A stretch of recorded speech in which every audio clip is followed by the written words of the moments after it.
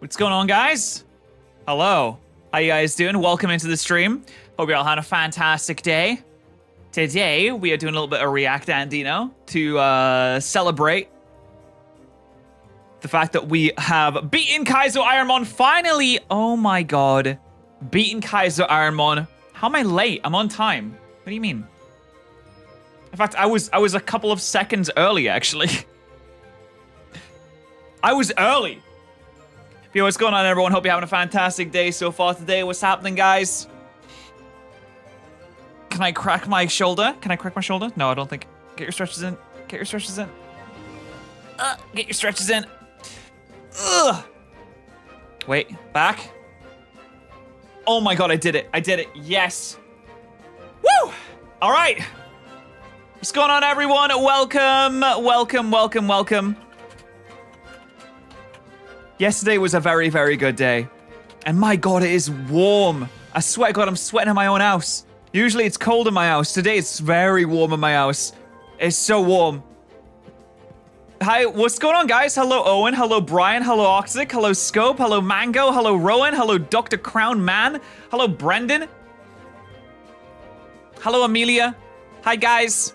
Yeah, so we beat Kaizo Ironmon yesterday, which is insane. It took me 586 attempts to beat Fire Red Kaizo Ironmon, so that was absolutely fantastic. It was the most insane stream that I've probably ever had. Well, that's not true, actually. We've done some sleep locks, we've had some crazy streams in the past, but it was such a cathartic stream. It felt so good that we managed to win. Not only did we win, but we won with a slow bro, and nobody wins with slow bro. Everybody says nobody wins with slow bro. A lot of people are saying that slow bro is very bad, not good. But we won with slow bro. We managed to do it. I can't believe it. It was insane. You got very lucky on some things, very unlucky on other things. But at the end of the day, you know, it's a victory. A dub's a dub, and we take that.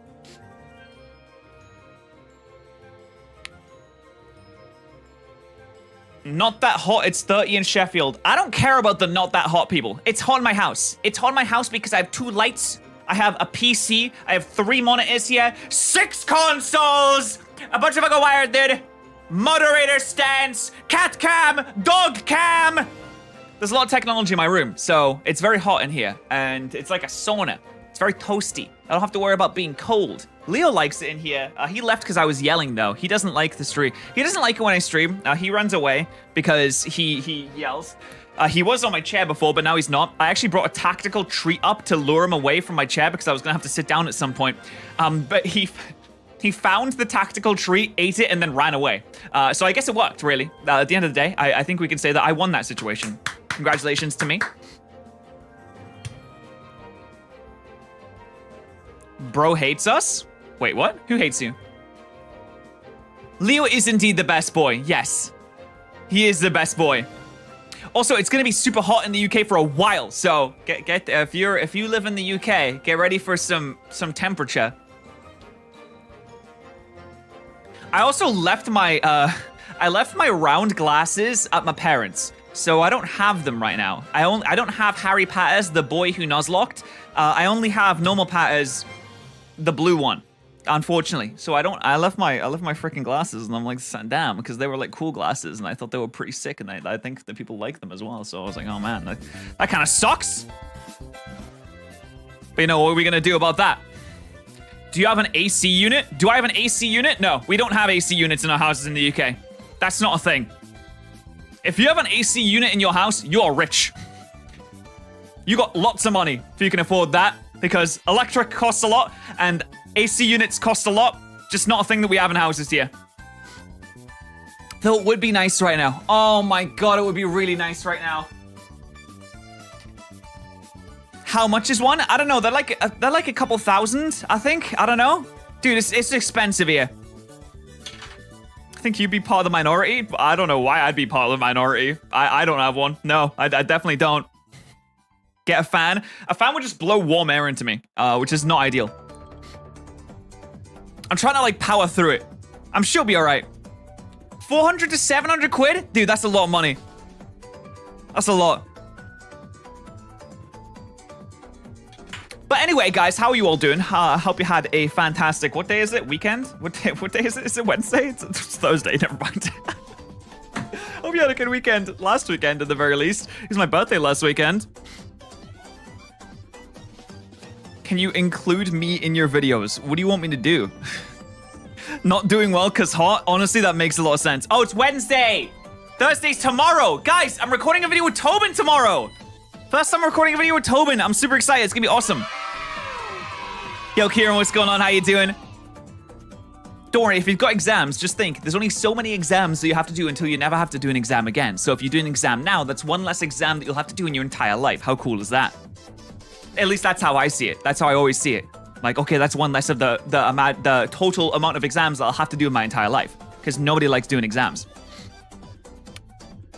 Also, yes, I did start filming a Kaizo Ironmon like recap of the run. I think I know how to do it.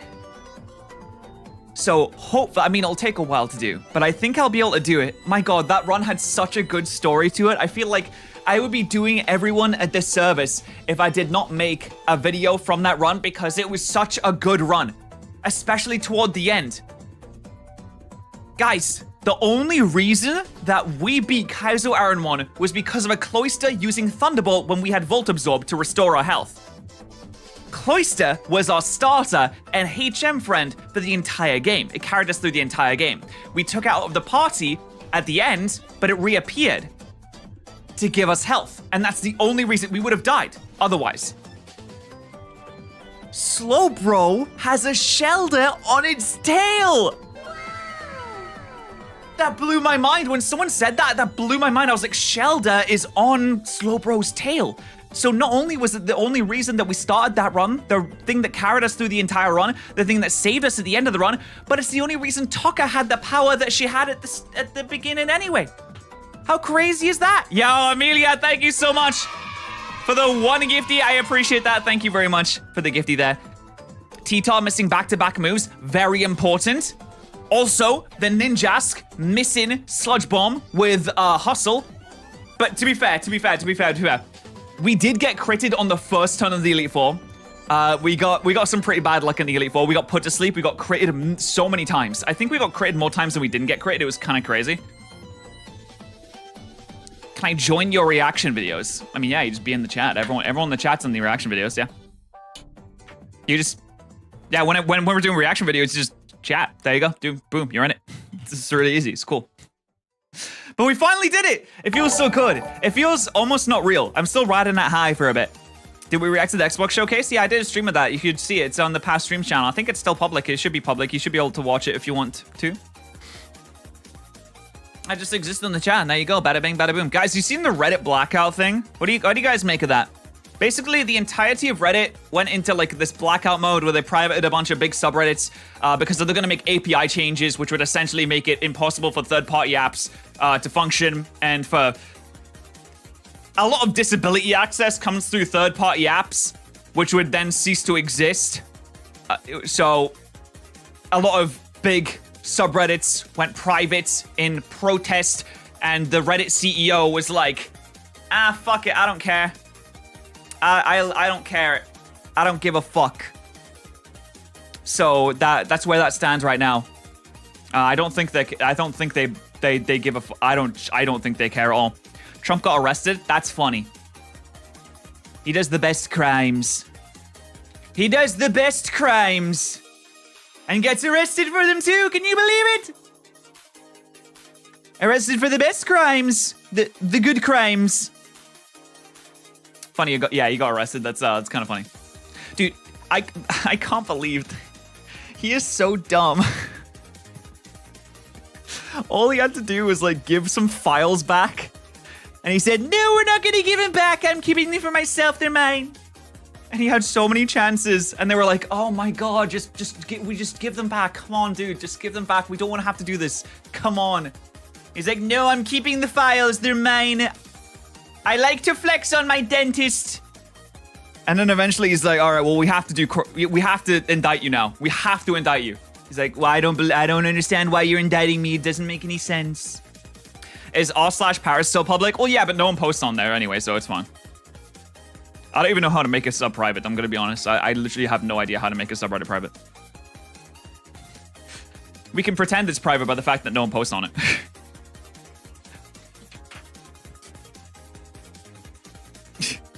I never thought patterrz would be talking about politics. Oh.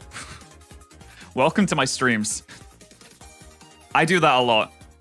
I just like making fun of people for the most part because I think it's funny when people do dumb things and then I can make fun of them. Someone posted that yesterday. Yeah, when we get like one post every like 3 days, it's not many people posting on there. I appreciate all the posts, but it's like, that's why I stopped reacting to it because no one really posts any content. Yeah, not talk about politics? That's crazy, dude. You gotta follow my alt Twitter account. I just make fun of people all the time on my alt Twitter account. But you can't tell that it's you. Actually, most people have no idea that it's my alt Twitter account. You know why? Because it's called not patterrz. So no one would assume that it's actually my account because it's called not patterrz. So people would be like, oh, this could be like anyone, but it's not patterrz. So this must not be patterrz. Because it says not patterrz. And it shows Luigi. Definitely not me. Hello, Dr. Crownman. Welcome to the stream.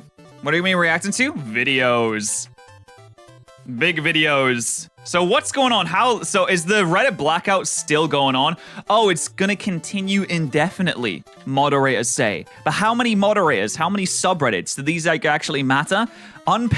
Unpaid volunteers who moderate communities. That's a fun way to name Reddit mods. 8,000 communities initially took part. Yeah, most of them are probably gonna be public again though, right? I imagine most people are gonna be public. Most of them are gonna be public again. I was devastated. I heard like the big tits subreddit got privated, and I was like, damn, this is real. This sucks. This sucks, dude. This is terrible. I will say it does make it much harder to like Google things, because usually if I need some information, say I'm like playing a game, I'm like, oh, I need some information on a video game, and I'm like, okay, what's the best way to get the original armor in Zelda? I'd search like Tears of the Kingdom, Link armor Reddit, because they have like good tutorials and well, oh, okay. Well, I mean, like, this is not a good tutorial. And then you click on it, and then it's like, oh, is this open? Oh, well, never mind. I guess the Zelda communities. Wait, Zelda's going dark for 48 hours, 3 days ago. Oh, so it's like back now? Is it back now? Oh no, I guess it's not back because no one's posting on it. The last post was like 3 days ago. Why am I so terrible at this game? Oh no! I caved and bought a Switch so I could play Tears of the Kingdom. I got excited and eventually went off my eye with the Great Sky Island. But I realized how immediately difficult this game was for me. Every monster one-shot kills me. Oh no! That's not me. Guys, I did not post this. This is not my account. I am not LividAsk4007. I am patterrz on Reddit, okay? I have my actual name. This is not me. I did not make this post. I finished Tears of the Kingdom. I finished the game. It's not my alt. Oh my god, it's not my alt. I finished the game. I finished the game more than 3 days ago, all right? I'm awesome at Tears of the Kingdom. I beat everyone. Well, I didn't beat everyone, actually. I didn't beat most of the bosses. Whoa, thank you for the super chat. I don't know what the message was supposed to say. It just says message retracted. Thank you for the super chat, though. Proof that I beat the game? You don't believe that I beat... What do you mean proof that I beat the game? It's not that hard of a game. It's not hard. Why do you need proof that I beat a Zelda game? It's for kids. Like, maybe if you... Well, proof you beat Bloodborne. Proof you beat Dark Souls. Proof you beat Ninja Gaiden. Proof that you beat the original Rayman. But not proof that you beat Zelda. Zelda's not that hard of a game. We don't believe you. What do you mean? How many temples are there? That's a spoiler. I'm not gonna say. I'm not gonna spoil anything. If you want to play the game, go and play the game. But I'm not gonna spoil spoil things. Dude, nobody beat the original Rayman. The original Rayman is super hard. Did I do all of the quests? No, I didn't do the side quests. Dude, okay, I'm gonna be honest. If there's something I dislike about The Legend of Zelda Tears of the Kingdom, it's like so many side quests are like, I need 7 flowers. Can you bring me 7 flowers, Link? And you bring them 7 flowers and like, thanks for 7 flowers. Here, have this omelet I made. I'm like, okay, this seems like a waste of time to me. What do you mean I haven't beaten it? Just because I haven't done all the shrines and stuff doesn't mean that I didn't beat the game. I saw the credits, okay? I have seen the credits, therefore, ergo, I have defeated the game. I don't care about the lore, all right? I don't have my other glasses. I have these glasses. I don't have my other glasses. They don't require side quests. They're so dumb. Some of the side quests are just dumb. And also, some of them are really, really hard to figure out what you're supposed to do. There's like a side quest that's like, you must photograph 13 panels somewhere. I'm like, okay, where do I find them? They're like, I don't know. Where does the quest marker take you to? It takes you to the guy that gives you the quest who's like, yeah, go photograph some panels. I'm like, what do you mean? Where do I go? Where do I start? And I'm like, I don't know, find the panels, go photograph them. I'm like, okay. All right, I'll go How am I supposed to do this? How do I even do this? What do you mean? I do like how this game kind of gives you direction sometimes and then just lets you go on your way and doesn't quest marker you way directly to the objective because that's fun. I think that's cool. I think that's really cool, actually.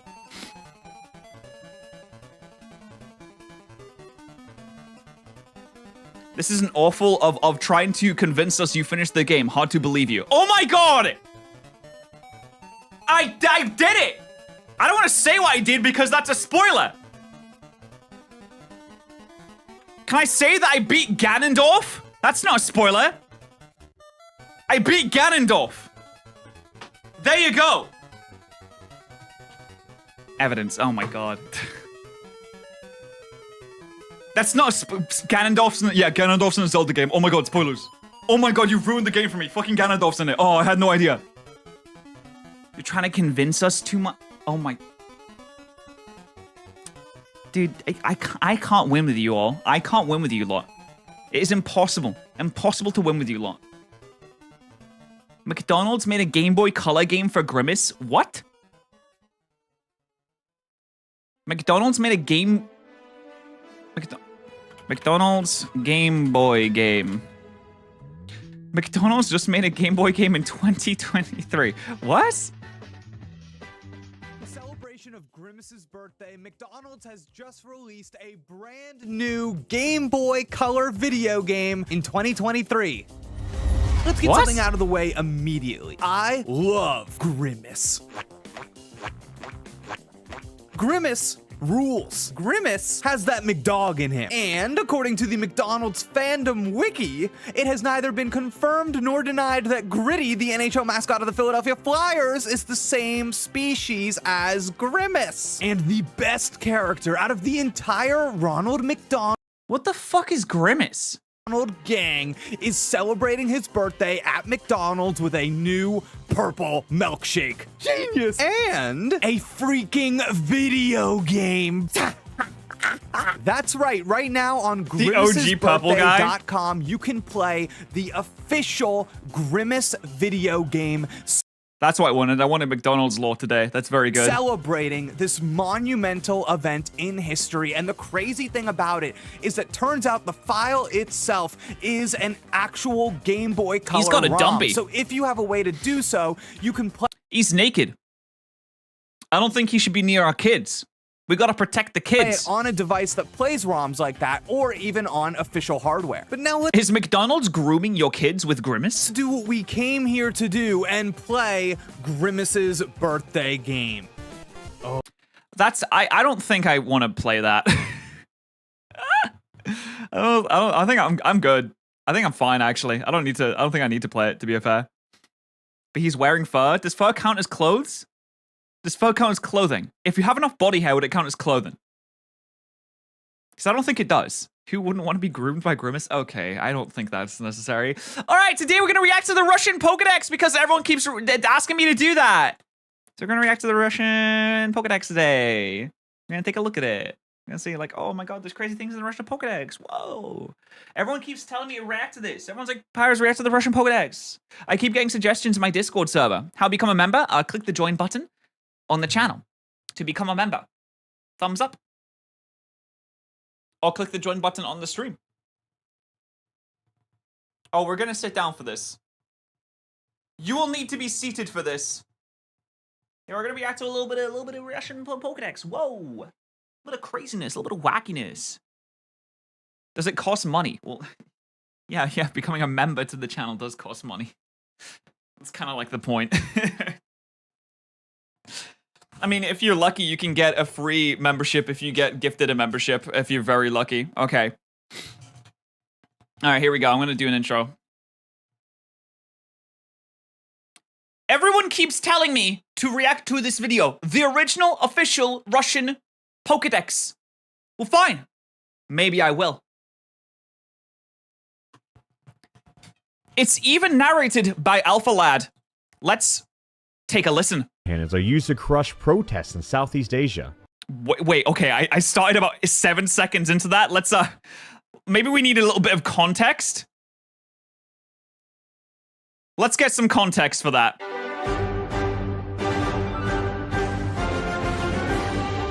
Did you know? Blastoise's water cannons are used to crush protests in Southeast Asia. Alright, the context did not help. Let's see what Rattata is all about. Rattata are heavily armed thieves, and Nidorina cut the throats of their trainers' rivals? Well, I mean, that's just a good Pokemon, to be honest. That's just a good, healthy relationship between Pokemon and person, where the Pokemon wants to see you succeed. I see nothing wrong with this. well, if you grew up in Russia, you probably did know, but everyone else watching this video doesn't have a clue what we're talking about. These details and hundreds more bizarre descriptions were printed in a Russian Pokédex book published in 2001. We have the whole thing translated, and it's pretty hilarious. So, What? So this is like official information? Seriously? we're gonna read all 151 entries and show all the art, but first, we need about... Why does Wartortle look like he's in prison? What did he do? Oh, is stealing from a convenience shop a crime now? Oh, okay. Everyone's so soft nowadays. Now assault is a crime. Alright. About 2 minutes or so to explain the historical context here. Early Pokemon games were officially localized into 6 different languages, but kids in other countries weren't immune to Pokemon fever. So they either had to import and play in languages they couldn't understand, or settle for poorly translated pirated cartridges. One of those kids was Nastya Zhetinsky, a little Russian girl who loved Pokemon but couldn't find out much about them. So her father took it upon himself to study the franchise as best he could with the resources available to him, and write a Pokédex that children could read in their own language. This book was widely distributed throughout Russia in the early 2000s and has continued to be reprinted and sold even recently. So What? They're still selling it? I need to get me one of these. a lot of Pokemon fans in the world's biggest country grew up with their own very unique Pokédex that painted a completely different picture of what the first 151 Pokemon were all about. Imagine the millions, potentially, of Russian kids that grew up just thinking this was canon. This was completely 100% correct. And frankly, about half of them are absolutely meme-worthy and definitely worth reading more than 2 decades later. Is that a Panasonic It might not battery? have been officially sanctioned by the Pokemon Company. In fact, the book's publisher ended up getting threatened with a lawsuit, but Russian kids back then didn't know that. So for them, this book was the Pokédex. I'm surprised they didn't go for it. Are you kidding me? This is widely distributed in Russia. Maybe they just didn't care about Russia. They were like, it's only Russia. It's only like, what, 100 million people? That's fine. Certainly a lot of kids must have realized it was fake, but some of them really believed Pokemon were a bunch of gang members robbing each other, terrorists overthrowing governments, cops locking them up, and journalists writing fake news. A lot of YouTubers... Whoa! Journalists writing fake news? No, that wouldn't happen. obsess over the Japanese side of Pokemon, but today we're going to do something different and look at the Russian side of Pokemon. The story of this Pokédex was brought to our attention by Nintendo Russia employee Annette Ilvers, who's sort of their Pokemon specialist. The guy who put us in touch with Annette was Nob Ogasawara. Dude, this guy is in everything. Everything comes together when Nob is involved. Nob is the GOAT. He does so many things. He was the original English translator, wasn't he? Who used to work for Nintendo and was the official English localizer for Pokemon Gens 1 through 4. Over the past 8 months, Annette helped us get our hands on several editions of the Russian Pokédex, translate it into English, and double and triple check the entire translation. Although we should note that Annette didn't do this in an official capacity for Nintendo, it was all in her off hours as a fan who thinks the book's an important part of Pokemon history, and I'm surprised she didn't get, like, kicked to the curb. She works for Nintendo Russia, right? So, in theory, she would get smacked if... This is unofficial content. With the way that Nintendo is so protective over their brand, I'm surprised that they allowed her to do this. worth preserving. She told us, by the time circulation got cut due to legal issues, many children already had it. I asked friends, and even those who were not into Pokemon surprisingly still had it as a child. So let's crack this thing open. Before we get to the Pokédex itself, we'll read the book's preface, where the author, Alexander Shatinsky, writes, "Dear friends, I wrote this book for my daughter Nastya and her friends. They're very fond of Pokemon and buy the figurines, stickers, toys, and even a small Pokemon radio. Oh, that's so precious. What a goated dad. Absolutely fantastic parenting right there. He saw his daughter was interested in this series and they had no official way to enjoy it. So he did all the research he possibly could and he sat down and made a book as best he could just to entertain his daughter and her friends. What a fantastic father. They also watch the Pokemon cartoon, but there's nowhere they can read about where Pokemon live, how they behave, or what they do. To find out, I met with many Pokemon, talked to them, studied the press, then I wrote this encyclopedia and asked the artist Dmitry Gorchev to draw Pokemon illustrations for it. Just That's like so people, cool. Pokemon are all different. Good and evil, calm and chaotic, honest and utter liars. Just like us, they want to find happiness and don't know where to look. Oh But my god, they'll be this is too pleased if deep. This book helps you understand them better. And if it helps you understand humans better too, the artist and I will be pleased as well. And now for the Pokédex entries. The first couple Okay, this is gonna help us understand people better. I aren't can't wait for too this. bizarre, but they get pretty weird pretty quick. Is he hugging and it'll a get pineapple? even weirder the deeper we go. It begins, of course, with number 1, Bulbasaur. It says, Bulbasaur are a cross between plants and animals. Green bulbs grow on Okay. their backs that open at night and bloom big poisonous flowers. All right, that's pretty accurate. That's about how you look at a Bulbasaur and be like, yeah, that bloom flowers, it's poisonous, mixed between plants and animals. That's about right. These are Bulbasaur's main weapon. If you sniff one, you'll die. That's why no one Okay. smells Bulbasaur. They also attack with sharp leaves. Yeah, pretty Bulbasaur accurate. likes sleeping in warm swamps. They feel at home there and eat water lilies. They're pretty Okay. stupid, but don't What? mean any harm. Other Okay. Pokemon treat Bulbasaur with sympathy, and their owners like to teach them useful skills, like cleaning rooms, because Bulbasaur are happy to Sure. serve as vacuum cleaners. Their Cool. voices are quiet and their tempers are meek. They're also quite touchy. Eventually, they'll turn into Ivysaur, then into Venusaur. That's pretty Number accurate. 2. No, I think that Bulbasaurs definitely want to be vacuum cleaners. If I know anything about anything that is on 4 legs, a dog, a cat, etc., etc., is that if you drop something and it is in any way edible, they will consume it. Therefore, we can make the connection that Bulbasaur would do the same thing. Like a vacuum cleaner, mopping stuff up off the floor. Ivysaur. If you feed a Bulbasaur mushrooms, it'll turn into Ivysaur. The buds on their backs are very beautiful, and they mostly live in forests and swamps. They Okay. get around by hopping, which makes a gross squelching sound. If you're trying to find an Ivysaur, just follow the gross noises. They're sentimental and usually pretty whiny.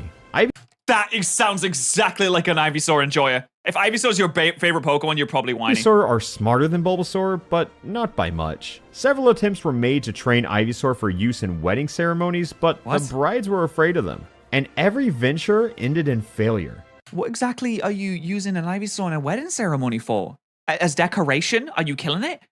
Is it the officiator? Does Ivysaur marry the couple?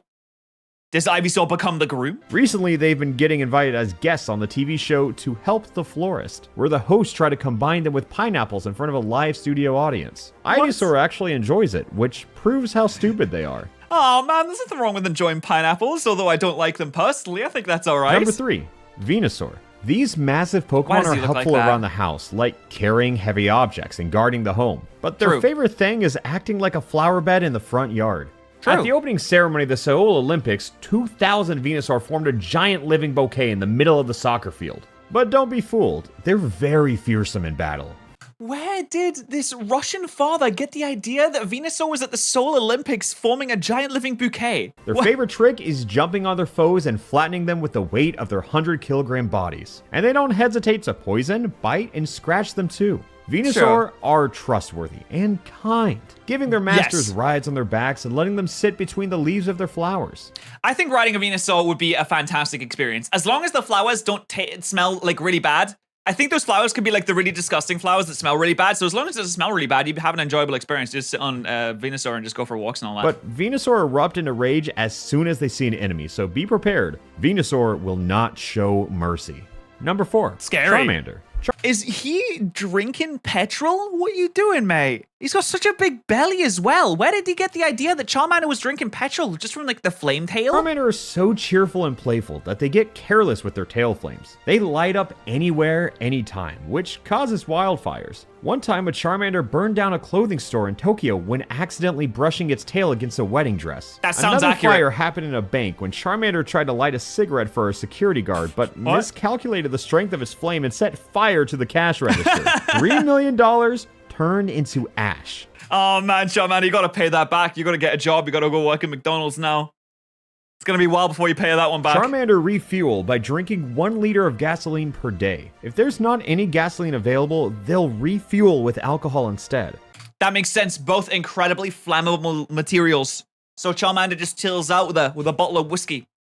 Or what do you call it? A fifth of vodka. But their tails don't burn as well with alcohol, and Charmander gets really drunk and stumbles around. Number 5, Charmeleon. Charmeleon are much more Weldon dangerous mask? than Charmander, and their tails burn like a welding torch, which is why they're often employed by welding companies. A couple Facts. years ago, a team of 20 Charmeleon cut the USS Missouri battleship into pieces so it could go to the smelter. Charmeleon are great against ice-type Pokemon, What? but powerless against water types, since water can extinguish their tail flames. Charmeleon also serve as lamps in small towns as a replacement for streetlights. They also make good movie actors, cooks, and policemen. Well, until they turn into Charizard, the Flying Terror. They use them as street lamps, which means they just have them sit on a corner all night, presumably. That sounds like a pretty terrible... Oh, it could be asleep. You just make it sleep on the street corner. That's fine, right? Number 6, Charizard. Charizard, who people call the Flying Terror, What? are notable for their ferocity and extraordinary gluttony. When their bellies are full, they can't fly anymore and just wander around, waddling from side to side. That's Me. a good time to try and catch one with a net. Charizard are kept in net? fireproof cages. Before they're set free, Charizard are given gas cans to drink, but they can explode from a single spark, so it's dangerous to smoke around a gas-filled Charizard. Wait, they can explode from a single spark? Their tail is literally on fire. How does that go together? Charizard serve as watchmen for television towers and skyscrapers, but you have to be careful. The Ostankino television tower in Moscow burned down from the flames with the Charizard guarding it. So nowadays, it's guarded by Zubat and Golbat. Really, by bats? Okay, where did he get this from? I know he's just making this stuff up, but he's an incredibly creative mind. Number 7, Squirtle. Cute little crosswise. Squirtles are usually handled by beginner trainers, but they're hard to train because they don't have ears, so they can't hear their master's orders. Squirtle's diet consists of earthworms and tadpoles that they catch in ponds. They're so peaceful that it's hard to believe that they eventually become ferocious Wartortle and Blastoise. Squirtles do not bite because they don't have teeth. They like doing puzzles Fair and enough. crosswords, taking pictures, and they especially like watching TV and lying on the bottom of aquariums, looking through the thick glass with their round, shiny eyes. Squirtles' voices are hoarse and rough, which hints at the antisocial behavior that they exhibit later in life. Because Squirtles are chain smokers, so they sound like this. They got voices like this because they've been smoking all their lives. Number 8, Wartortle. As soon as There's the Squirtle criminal. grows ears, it turns into Wartortle, a creature of a completely different character, behavior, and even education. I would become a different person too if I suddenly gained another sense. But I have all of my senses right now. I have sight, I have sound, I have touch, I have all these. But if you just grow another sense, I'd become a different person too. It's like Superman. What's another sense that you could grow? Spidey sense. Then you become a superhero. It makes sense. Do you get it? It makes sense. Right? It becomes sense. Yo, Plagius, thank you very much for the $1 super chat. Thank you very much. Appreciate that. I wonder if this is going to make a sound. Is it going to make a sound when I see this? Sixth sense, see ghosts. Spider sense. No, you don't like that? What do you mean? What, do you know? That was a bad joke? Come on. What do you mean, guys? No. Oh, it does play a sound. There you go. That's fun. He gets the ability to hear and then he just turns angry for some reason. Very strange. Let's learn more. Wartortles are cocky, vicious, and even vengeful. There's always one or two Wartortle at every street fight. Then the police get involved, then court, then prison. Every single Wartortle is registered with the police, and half of them wind up in jail for hooliganism. Still, these quick-witted and daring Pokemon are fun to have around. They're great swimmers and skilled with a wide variety of firearms. Don't be surprised What? if you see Wartortle attacking their own masters. They're really quite nasty little creatures. Oh my god, it makes sense because Blastoise has cannons. So Wartortle needs to be skilled in firearms in order to get cannons when it grows up.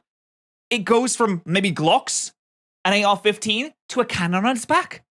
That makes logical sense. Number 9. Blastoise. Eventually, Wartortle turned into Blastoise. Disgusting predators with the height and weight of a man. That's not very nice. Blastoise's main weapons are the water cannons on their backs that shoot water like fire hoses. For this reason, Blastoise are often used to disperse protesters in Southeast Asian countries.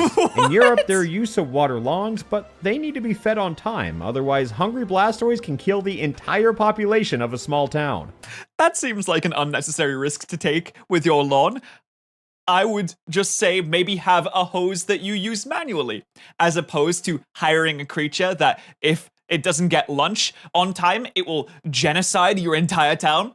I don't think that's a really good idea. It's like having a nuclear bomb that waters your plants. You're like, oh no, the nuclear bomb waters my plants, but it's a nuclear bomb. If it goes off, then it kills everyone. Doesn't seem like the reward is worth the risk here. When they're not working or committing atrocities, Blastoise read magazines and newspapers and like car races and paintball. They also love dumplings filled with cabbage. Number 10. Oh, they're so relatable, dude. They're just like me. When I'm not working or committing atrocities, I also like to consume dumplings and media. Caterpie. These cucumber-sized caterpillars are the most useless Pokemon. Caterpie can't fly, can't swim, can't run, can't shoot, and can't spit fire. All they can do is crawl. But it'd be a mistake to think they're completely useless. They have thoughts rolling around in their heads that are sometimes quite sensible and unexpected. One time, a Caterpie startled the Pokemon community with a simple question. It went on TV and asked, "Why do we exist?" Then it answered its own question. Whoa. It said, "There is no reason." Oh my god, that's really existential. And also it applies to humans too. Why do humans exist? When you really think about it, why are we here? There is no reason.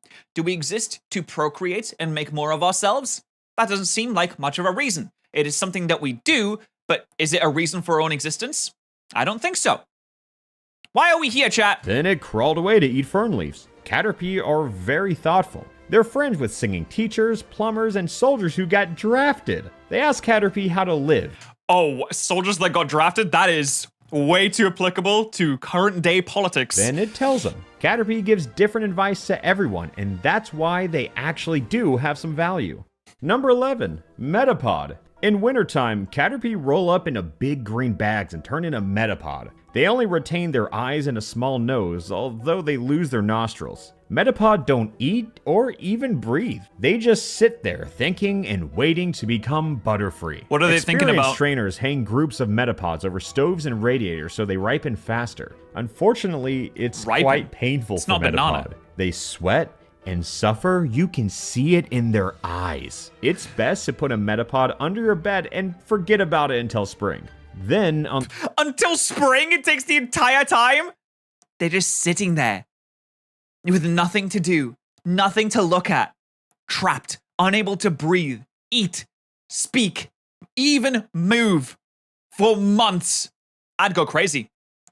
I think the Pokedex entry for Butterfree is going to say something along the lines of, having been driven insane by the fact that it was a Metapod, Butterfree go on many genocidal killing sprees. On the first sunny spring day, you'll suddenly see a big Butterfree the size of a TV jump out and flop down on the windowsill, basking in the sunlight. Number 12, Butterfree. Butterfree have very hard wings, which they use to beat small animals to death. Yeah, I knew they would do the genocide. I absolutely knew it. I told you this would happen. This is what happens when you are trapped for months on end without anything to do. Like rabbits and goats, for example. But these butterflies are rarely used for battling. Instead, they're mostly employed as mailmen. Butterfree can be found in the finest homes of California, where they're fashionable to use as fans. Rich people have flocks of Butterfree in their houses and arrange them in circles in their living rooms to blow fresh, cool air on their guests. The most intelligent Butterfree can parrot commercials they see on TV. Made wisely. Don't wait, grab a Snickers. Russia, the generous soul, they sing, flying around the mansions of millionaires and Hollywood movie actors. They had Snickers in Russia? Is that a dumb question? I don't know if that's a dumb question. By the way, these popular slogans were from Russian commercials back when this Pokédex was written. They did. So now it makes sense. Number 13, Weedle. Another type of caterpillar Pokemon, Weedle, are very different from Caterpie in their mobility, determination, and arrogance. Weedle are fast as bicycles when they're chasing mice. Then it puts the mouse in a shoebox but doesn't eat it. Weedle mostly eat Where does it fried get potatoes shoeboxes and from? green peas. They're poisonous, and if they bite you, it won't heal for a long time. It's strong Okay. enough to kill small birds and animals. To become Kakuna, Weedle has to take a warm shower and drink a glass of milk while listening to relaxing music. How is Alpharad saying this with a straight face? I can imagine him smiling while he's reading this. He's sitting there like, dude, this is the most ridiculous thing I've ever heard in my life. How do you make this up? It is a worm. Russian dad? You're sitting there like, dude, I'm gonna talk some real shit here. I'm just gonna say words. String them together, call it a sentence. So if you see a Weedle looking for milk in the fridge, you should know it'll become a Kakuna soon and won't bother you for a while. Number 14, Kakuna. Kakuna are What? 10-kilogram Made in China. chrysalises who are completely motionless and look like they're dead. They're also covered in hard shells that protect them from predators. The fields of the Chinese Xinjiang province are littered with Kakuna. Peasants Okay. collect Kakuna to make kakukala, a healing What? drink that soothes stomach aches. And they also make buttons and jewelry out of their shells. Dude, this was sponsored by Coke, wasn't it? Yeah, a healing drink that soothes stomach aches. You Coca-Cola. have to be careful in July when Kakuna turn into evil Beedrill. It happens as a sudden explosion. The shells burst and a hungry Beedrill crawls out with a terrible howl. If you can't immediately smash it with a shovel, you need to run inside or jump into the nearest river. I'm not usually one to make judgments on something before I truly get to know them, but I do think that bees are wasps are evil. Bees, not evil. Wasps, evil. Bees are altruistic. Wasps are genocidal maniacs. We could annihilate them if you wanna. Number 15, Beedrill. Beedrill can drill holes through tank armor, factory smokestacks, asphalt, and even icebergs. They don't Whoa. care where, they just like drilling. The needles on Yeah, their front they do. paws aren't just drills, they also use them as syringes to inject poison. When an angry Beedrill rushes at an enemy, it makes a disgusting buzzing sound similar to the squeal of an electric saw. When that happens, try to make sure the enemy isn't you. Beedrill's Oh, okay. I'll try and make sure of that. thin neck is its weak spot. You can easily tear its head right off its bodies by using both hands to yank its antenna. If you What? can do that before Beedrill delivers a fatal injection, you win. If not, you lose. That's crazy. They want us to turn into Doom Guy and just rip and tear their heads off. I use this example every time someone says, oh, I wish Pokemon was real. No, you don't. You don't wish Pokemon was real. If you wish Pokemon was real, Beedrills are out there now. Beedrills are out there. They're like 3 foot tall, massive wasp-like creatures that are coming at you with double drills and the stinger. You don't wish Pokemon was real. I would be dead in like 5 seconds if they were real because Beedrill would come and get you. Number 16, Pidgey. Pidgey look like a cross between sparrows and parrots. They fly in packs and scream loudly. Team Rocket keeps a large flock for scouting, using them to report where Pikachu, Arcanine, and other valuable Pokemon can be found. Pidgey eat millet, waffles, and cookies. They can peck a Waffles? small mouse to death, but generally speaking, they're cowardly and traitorous. Pidgey True. are so stupid, it's become an expression. Stupid as a Pidgey is what other Pokemon say. I mean, to be fair, bird-brained. There's a connection there. It makes sense. Most Pidgey are journalists and businessmen. When What? more than 3 of them get together, you need to plug your ears with cotton and crawl quietly to the other end of the field, forest, lake, or wherever you happen to be. Better yet, just call a Charizard who can swallow an entire pack of these adorably cute Pokemon in one massive bite. Number But if you do to the call the Charizard, please make sure not to make a spark, otherwise you will blow up. 17, Pidgeotto. The most impressive Pidgey turn into Pidgeotto. They're usually used to fight Ekans, who are Pidgey's biggest rival. Whole flocks of Pidgeotto track down Ekans, pull them out of their holes, then carry them high into the sky and let go so they fall to the ground. It Oh my takes God. 2 dozen Pidgeotto to catch 1 Ekans. These That's a Pokemon bad ratio. are very arrogant. They think they're very beautiful, and it's difficult to convince them otherwise. They love to fly in flocks over the smooth surface of a lake, admiring their own reflections. Sometimes it costs Pidgeotto its life when it's focused on its reflections, then crashes headfirst into a cliffside and dies in terrible agony. Several Pidgeotto are United States congressmen. What? Number 18. What? Where did that come from? Oh, I get it, because they're arrogant, they cause their own deaths, they're stupid, they love the sound of their own voice.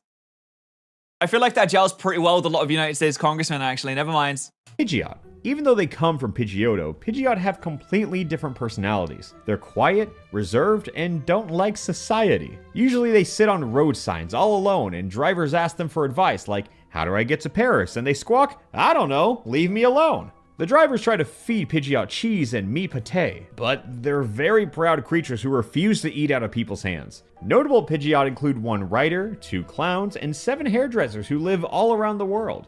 Writer? Does it write with its beak pecs? Feet, that's what they're called. Sometimes hunters shoot Pidgeot because they make for easy targets when they're sitting on poles and road signs. Number 19, Rattata. Oh, here we go. Here it comes. Cat-sized rats with very sharp teeth. They can bite through thick books or the sole of a boot. More than anything, they love dancing at techno nightclubs. Usually about 300 Rattata show up and dance till they drop. After they wear themselves out, predatory Fearos swoop in and gobble them up with their long beaks. Rattata make for good friends. They like to climb on their master's knee and sit there snoring. They'll eat anything, gnawing on books, boots, dishes, closets, and chairs. And they especially love money. Oh, whoa, it's just like me! Guys, I think I'm a Rattata. If you've lost any money, you should know it was probably a Rattata who stole it. Some have managed to squirrel away as much as $15,000 in their holes. On their where? Where do they put the money, Alpharad? And what?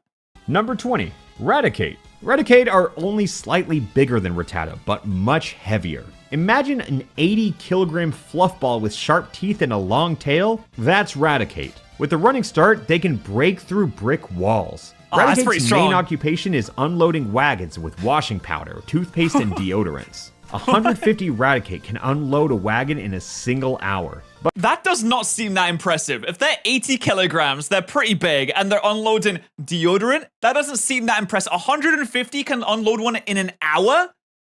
That's not that impressive. I bet I could unload a wagon in an hour. By myself.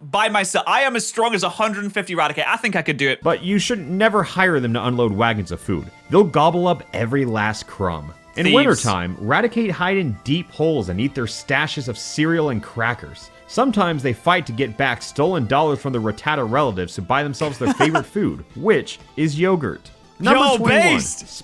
I also love yogurt. I might be a Raticate. Spearow. Spearow are like Pidgey, except they're even dumber. But they make up for their stupidity by being extra cruel. Despite their small size, one Spearow can easily peck a sheep to death. They usually win in fights against Pidgey, but they don't fight to the death because they secretly love each other.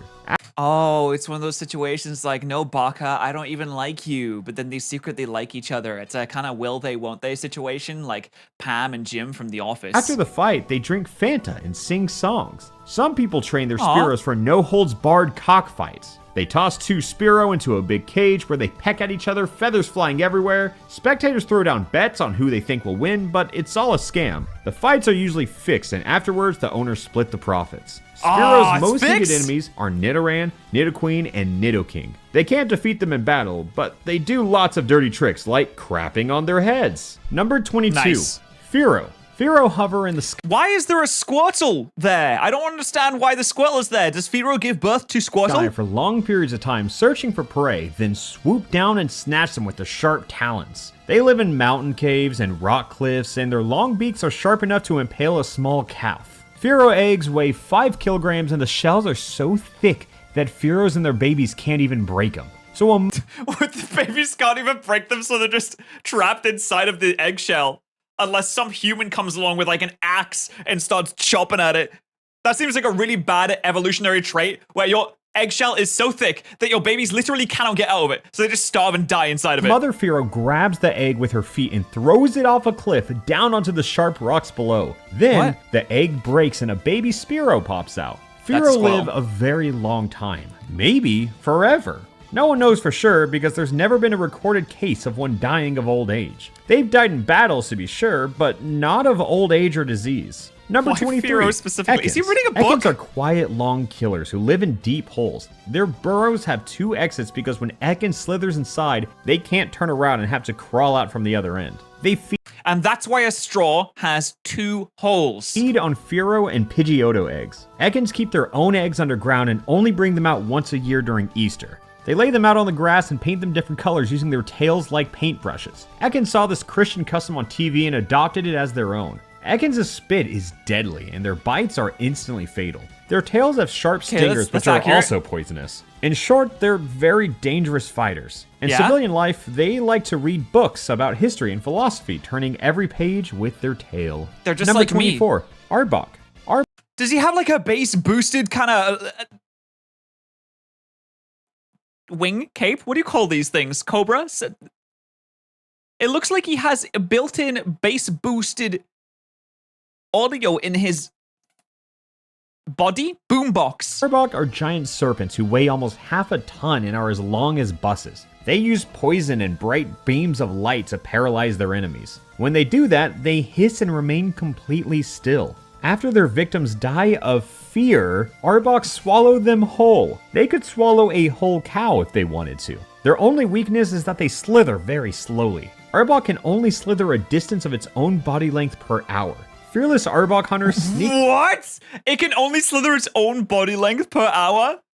Oh man, that's really so. It's got like negative base speed. Up behind them and bash their heads with clubs, stunning them, then shove Arbok into a metal pipe and roll it away. But if a hunter fails to stun Arbok, he usually gets strangled to death. How do you get caught by an Arbok? It's the slowest creature in existence. You'd have to fall asleep to get caught by an Arbok. In fact, you'd have to put yourself into a coma to get caught by an Arbok. Why does Pikachu have Panasonic batteries? 25. Pikachu. Pikachu are cheerful and very famous. They're known all over the world, and presidents and kings come to meet them. But their owners love them for other reasons as well. Pikachu is the most famous electric Pokemon. Their tails produce shocks like the naked wires of a transformer. Sparks fly and fires flare. Some of them can even make thunderstorms. You can charge a Pikachu with ordinary batteries, which last for a week. When the charge runs out, Pikachu gets lazy and irritable, crying a lot and wiping away their tears. After a Pikachu gets some new batteries, it'll bounce up like a ball and sing songs. They love singing on stage and shooting small lightning bolts at the audience. Dude, I love how they've gotten footage to relate to every single thing that's happening on screen. This video must have taken so long to make because they're relating every piece of dumb lore that doesn't make any sense to a piece of the anime, which means that the Russian father genuinely did try and watch as much of the anime as he could to write this, even though he probably didn't understand English and he didn't understand Japanese, he didn't know what was going on. And he was just trying to make connections. He was like, oh, this Pikachu must be like singing to an audience right now or something. Number 26, Raichu. Here's a little translation note for you. The symbol on Raichu's belly says, "Do not touch, deadly." A standard electric shock warning on Russian Transformer boxes. Anyways, okay, here's the Pokédex entry. If you replace a Pikachu's batteries with a 220-volt power source, it'll turn into Raichu, a powerful electric fighter who can strike with lightning at a distance of 20 meters. Raichu often serve as power plants in rural areas. They're charged once a month and sent on buses to rural transformer stations, where their paws are attached to wires. Dealing with them is— This sounds like some kind of torture, not a job that you can do. A dangerous job that only specialists in rubber boots can do. A single Raichu can charge a TV, a refrigerator, a washing machine, and an iron. Whoa, 4 devices? But if you want to do any more, you're out of luck. It can only do those 4 things. Don't ask for anything else. But you should never connect Christmas tree lights to Raichu. They might just burn out. In As general, we all know. Be careful. If you're gonna play with Raichu, make sure to wear rubber gloves and boots. Rubber gloves and boots, like Ash wore rubber gloves in the first episode of the series. He thought, oh, okay, if the Pikachu needs rubber gloves, then a Raichu, being stronger, requires rubber gloves and boots. He's making connections. I can see the connections that he's making there. Number 27, Sandshrew. Sandshrew are heavy and dumb. Only 2 or 3 of them know the multiplication table, and the rest can't even count the claws on their own paws, even though they only have 2. Sandshrew are covered with scales similar to floor tiles. When they move, the scales make an awful crunching sound. But if you listen for the crunching, you can figure out where they're hiding and catch one. Sandshrew are one of the few species of Pokemon you can eat. They taste like crab meat and highly prized in Japanese restaurants. Professor Oak is an activist who leads the fight against the barbaric custom of hunting Sandshrew. Oh, yeah, no, you can tell. That's what Professor Oak does. Despite their stupidity, many Sandshrew are good at directing traffic and use their tails as signposts and their eyes as traffic lights. Number 28, Sandslash. What? Sandslash are— Orbit? Does it just have a box of chewing gum? Sancho are just big chewing gum enjoyers? When was the last time you had chewing gum? I haven't had chewing gum in so long. Are like hedgehogs, but much bigger. And those aren't needles on their back, they're scales. When they're in danger, like getting chased by a Nidoking, they curl into a ball and roll down the road. When that happens, be careful. There were a few times a rolling Sandslash flattened an entire company of cadets on their way to a steam bath. They like to eat peanuts, sugarless orbit gum, and Tide washing powder? It's really hot in Madagascar, so Sandslash who live there have scales made of paper. In the springtime, they shed their scales and stay naked all summer. When they're naked and vulnerable, they're often preyed upon by Nidoqueen and Nidoking, fearsome jungle unicorns who catch Sandslash and devour them to the last bone.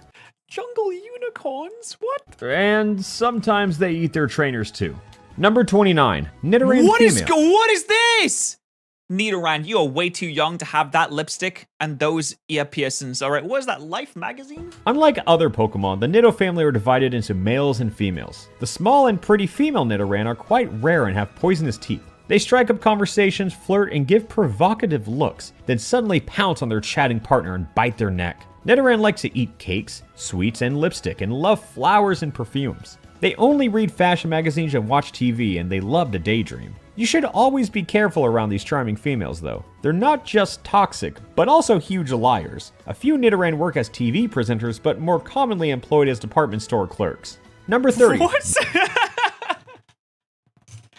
He's like, yeah, those women be lying, though. Nidorina.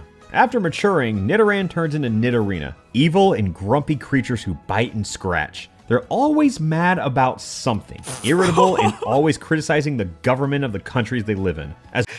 And also, Nidorina is my bitch wife that divorced me and is super annoying and took the kids. As well as all other governments. But in spite of that, they're actually quite useful around the house. They like growing tomatoes and cucumbers and selling them at the vegetable market. They often read newspapers and go to protests and demonstrations. Trainers can easily tame their Nidorina by giving them fake jewelry, rings, earrings, and pendants that Nidorina wear on holidays or when they go to protests.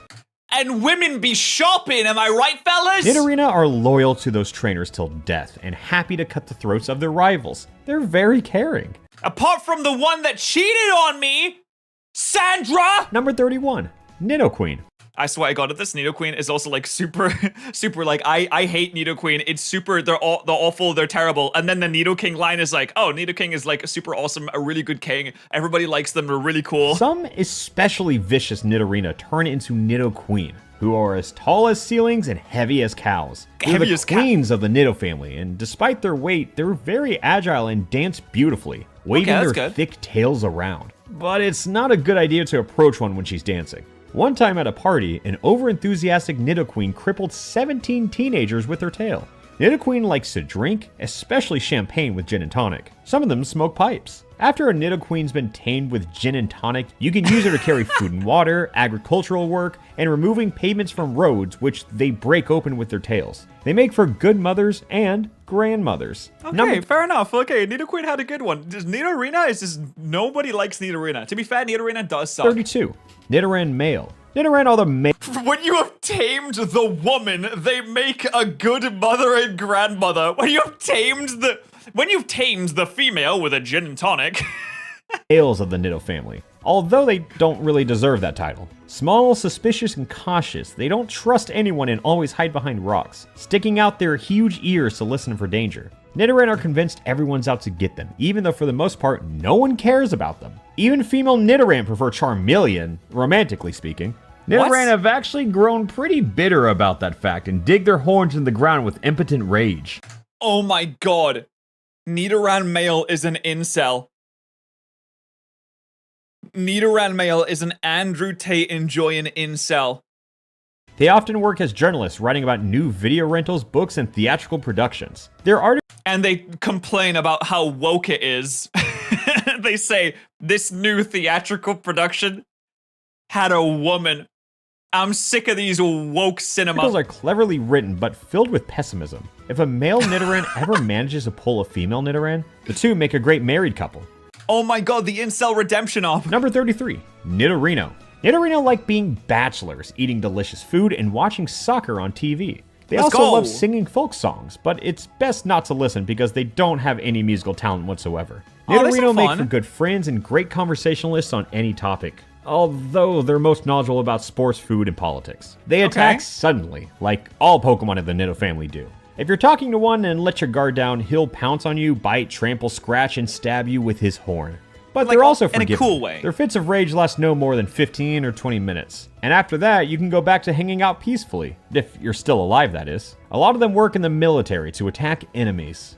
Oh my god, Nidorino is like the quintessential dude bro that joins the army straight out of high school. Number 34, Nidoking. Huge as hippos and tall as trees, Nidoking are the kings of battling Pokemon and capable of spreading terror among civilian populations and the police. As their heavy stomps echo through the streets of a sleeping town, the residents hide under their beds and pray to God for salvation. Nidoking can demolish 2-story houses with their tails. They feed on domestic geese and chickens, devouring them by the dozen, feathers and all. They swear incessantly, but their language is unintelligible. However, a skilled trainer like Ash knows how to make these Pokemon docile and even affectionate. You just need to scratch their bellies with a special wooden comb similar to a rake. They like belly rubs? This goes to show no matter how big the animal, no matter how threatening, everybody loves a little belly scritchums. Hey, Pirate Hunter, thank you so much for the $5 super chat. I appreciate that. Thank you very much indeed. Just watch your Kaizo dub. Callisto will never be forgotten. True. Thank you so much. Also, very base choice in profile picture. I appreciate that a lot. Thank you, thank you, thank you. That makes Nidoking purr and roll over on his back and wiggle his paws up in the air. Number 35. That's so cute. Clefairy. Clefairy are rare and harmless Pokemon who live in steppes and deserts, where they roll long distances in the wind like tumbleweeds. No one knows what Clefairies eat, or for that matter, why they even exist. Some scientists believe they're actually space dust that fell to Earth and populated the deserts. It's quite a beautiful sight to see a huge herd of Clefairy cross the Arabian desert. Looking down from a helicopter, they look like a living pink carpet pushed by the wind, flowing slowly over the sands. Bedouins riding camels chase them down and catch them, dry them out, and sell them to foreign tourists as souvenirs. Dry them out? Clefairies know how to imitate birds, TVs, and tape recorders, but they're very unhappy in their personal lives. Number 36, Clefable. Clefable aren't much heavier than Clefairy, so they have to use their little legs to walk since the wind isn't strong enough to carry them. They eat mollusks and insects and drink beer. Clefable's bodies are very bouncy, and when they fall, they bounce off the ground like balls. That peculiar trait is why you'll often see them at the circus, working in small troops, jumping and flipping around on wooden boards. Clefables communicate with ease and are skilled at learning foreign languages, which allows them to work as tour guides in Italy, Spain, and Portugal. There are hardly any Clefable in the northern countries because it's cold up there and Clefable doesn't have any fur to keep them warm. Clefable are all religious. Most are Buddhists, but some are Catholics. Number 37, Vulpix. Some are Catholics, but most are Buddhists. Like, that's a specific thing. They can only be either Buddhist or Catholic. There's nothing else. Protestant, no shot, brother. It's not happening. Vulpix are little horses with fiery tails, slightly reminiscent of the humpbacked horse, but more dangerous. Vulpix are amateur terrorists who use their sense of smell to find fuel tanks, weapon warehouses, and if they can't find anything better, fireworks stands. Then Vulpix sets them on fire. They're not pursuing any commercial or political interests, they just like seeing fire and explosions. They're just doing it for the funsies? Only Blastoise with their water cannons can fight Vulpix, but unfortunately, Blastoise are quite clumsy and Vulpix runs circles around them, overjoyed at the prospect of starting fires. They also love children and setting fireworks off for them. Number 38, Ninetales. Ninetales are horses who can fly like rockets. Their fiery tails act like engines and their manes like rudders. People often mistake them for shooting stars and wish upon them, but their wishes are rarely granted, except on very moonlit nights. A herd of Ninetales can serve as a powerful weapon capable of burning out a small island nation in the Pacific Ocean. That is way too specific! It is capable of burning out a small island nation in the Pacific Ocean. There's no specific reason why we mention small island nations in the Pacific Oceans, because there are no small island nations in the Pacific Ocean that has been the victim of this. Do not look it up, do not research this. No small island nations in the Pacific Ocean have ever been the victim of Ninetales before. It has not happened. It was a fabrication. It was made up. Fake news, not real. But if there was a small island nation in the Pacific Ocean that were to get a bit riled up and rowdy, well, just know that Ninetales could certainly take care of them. We know that it could take care of them. They have experience, but it hasn't happened before. And they've done it a few times, but newspapers stay quiet. Never mind.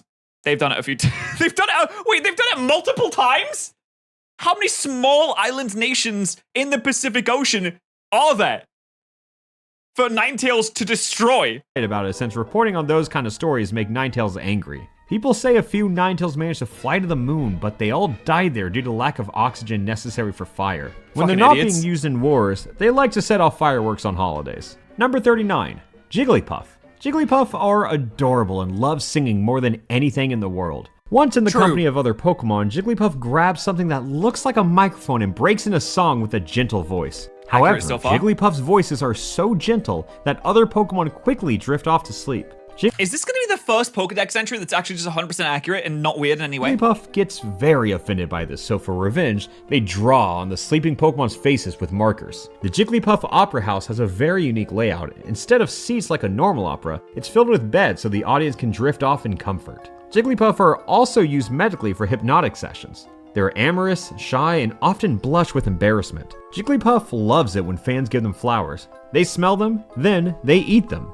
Oh my god, like everything just seems like it fits completely perfectly. This is the first not weird one. And then you've got Ninetales like nuclear bombing small Pacific Island nations. Number 40, Wigglytuff. When Jigglypuff reach a certain age, they turn into Wigglytuff, who are soft, good-natured Pokemon, but with subtle signs of insanity. When Wigglytuff are in danger, they'll inflate like balloons, sometimes as big as a blimp. No one's scared of them though, and some people use inflated Wigglytuff as toys in the pool or ocean. Kids love to roll around on them, climb on top, and jump off into the water. Wigglytuff pretends like it makes them mad and puffs up even more, but actually they secretly enjoy it. They love collecting stickers and sticking them onto their naked bodies. A Wigglytuff covered with stickers is a comical but spectacular sight. Some prefer painting themselves with advertisements though. Oh my god, they take ads. They take ad slots. It's like taking a sponsor, but then adding it to your body. Imagine taking a sponsor and tattooing it to your body. That's the ultimate sponsorship. Number 41, Zubat. Zubats do not have any eyes, only teeth. They don't need eyes because they live in caves and find their way around with echolocation, like bats do. Zubats like to feed on tourists and cave researchers. When they see an opportunity, they dive with lightning speed at unsuspecting cavers and bite their necks. Their sharp teeth are venomous, but not fatal. They're more like tranquilizers. Zubats swoop down and suck the blood from sleeping researchers and tourists, then fly away satisfied. It's unpleasant for their victim, sure, but not life-threatening. What's even worse is a chorus of Zubats singing in a dark cave. Their voices sound like vacuum cleaners and echoes carry the sound deep into every nook and cranny. They only sing the classics like a march from the opera Aida, Ride of the Valkyries, and Ode to Joy by Beethoven. Number 42. What the they sing Ode to Joy? Golbat.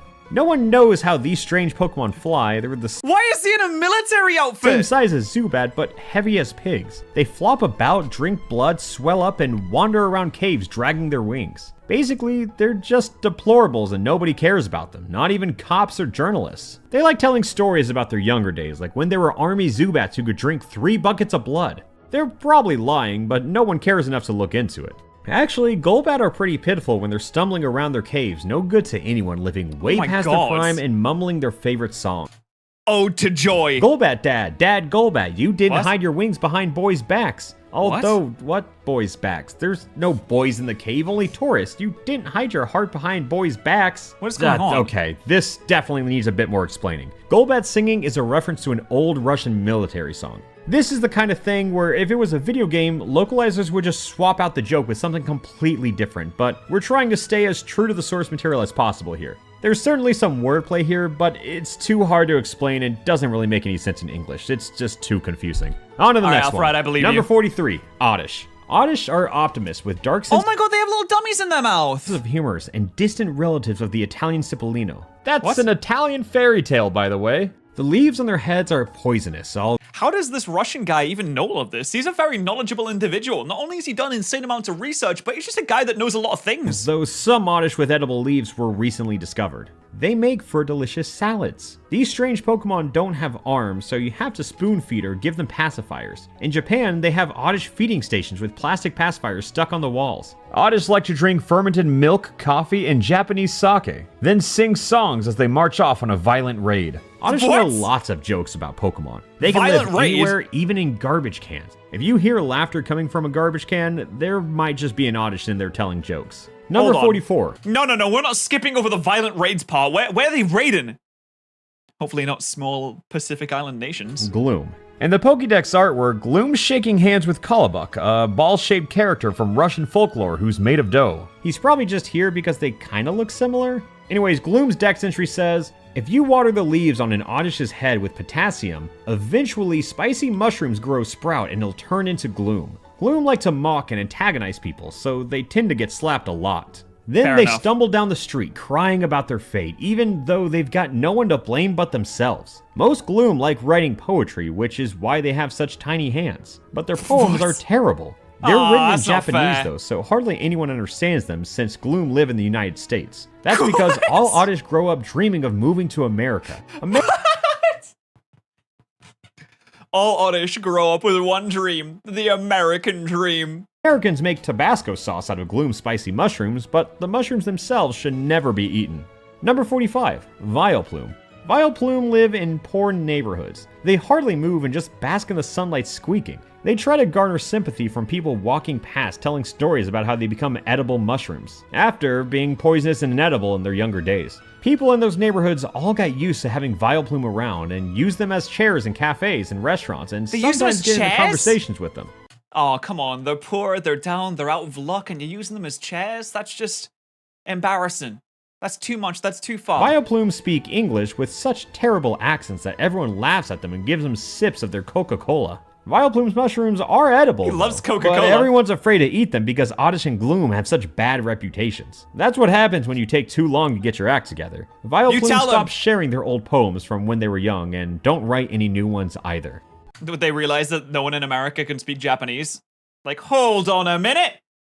They speak bloody English! Number 46, Paris. Paris he are knitted? relatives of mushrooms, Oh my God, and he's everyone knitted. loves them, even though they have steel claws sharp enough to cut through a human leg. Instead of ears, they have poisonous mushrooms that can inflict paralysis. So it's a mystery why people love them so much. Maybe for their big, beautiful eyes. They look so kind. Paris sidle up to Don't know if I'd people, call them Pokemon they beautiful. like, look up trustingly from below, since they're only as tall as a stool, then shoot out spores. Then they bite the limbs of the lifeless body. Oh In their my free God. time, they like to talk about non-resistance to evil and secrets of the psyche. Paris are quite clueless. Number 47, Parasect. Parasect like to hide in cellars, although there are some cellars they can't fit in because they're huge and as heavy as hippos. And They have use their cats on. claws to catch mice, rats, and cats and then eat them. The giant mushroom serves as both a Parasect's head and its hat, which is pretty convenient. Parasect are all blind. Many crimes weigh on a Parasect's conscience. When approached by young Paris, it'll tell them about the worst crimes it ever committed, like how it turned into a Parasect, for example.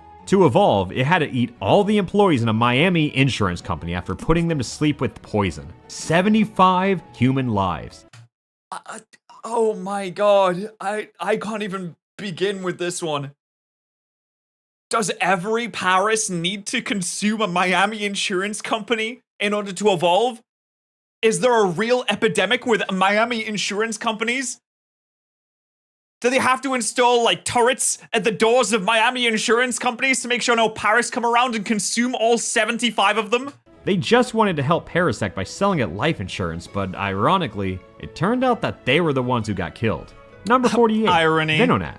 Venonat lives in hollow trees. That's where they're born, live their entire lives, and eventually die. They never leave their tree unless they turn into a Venomoth one day. They like listening to the radio, especially the latest news. When the news is over, Venonat poke their heads out of their tree and start yelling at the whole forest. They're Oh my God, Ven and I are old men that never leave their house and continually just listen to Fox News all day.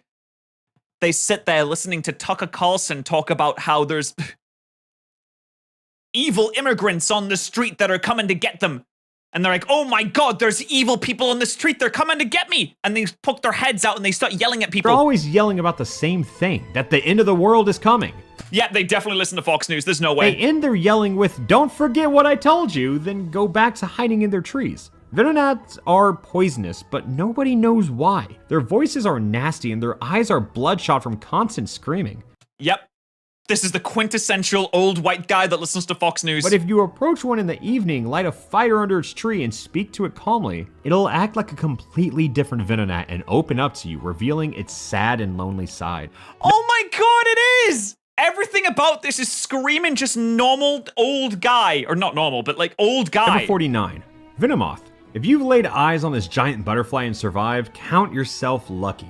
Venomoth weigh 300 kilograms and can bite the head off a dog or even a horse. That is Only so a few much. Venomoth manage to eat enough honey to turn into Venomoth. They can't fly very Honey. well, 3 or 4 wing flaps, and then they flop to the ground. Some people tame Venomoth and put them on trucks to show them off to their neighbors. An adult Venomoth sells for $500 on the open market. They work as nannies taking care of babies, the sick.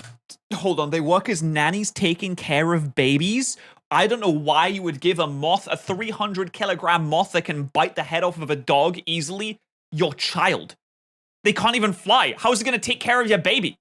It can't even maneuver by itself. It has to be put on the back of a truck. And the elderly. Venomoth have no interest in politics. Tame Venomoth feel contempt for their wild relatives, who resent that contempt. And at least once a month, a wild Venomoth murders a tame one. Oh, no. Number 50, Diglett. Small Diglett that grow Caw? in ditches and roadsides. They don't have mouths, but they can absorb nutrients from soil. And they like to hide underground and dig passages. If you're careless and accidentally step on a Diglett, it'll explode. If that a mine? happens, Diglett's roots remain in the ground and eventually Diglett grows back, good as new. Oh my god, they have roots. This entire time we were wondering, do they have bodies down there? Do they have feet? Like, how does a Diglett work? Do they have arms? How do they use scratch? They have roots. The entire time, he knew. We never knew. Chat, I need to pee so bad. I'll be back in a second. I need to pee. Feel free to dance to the fun music that will play. There you go.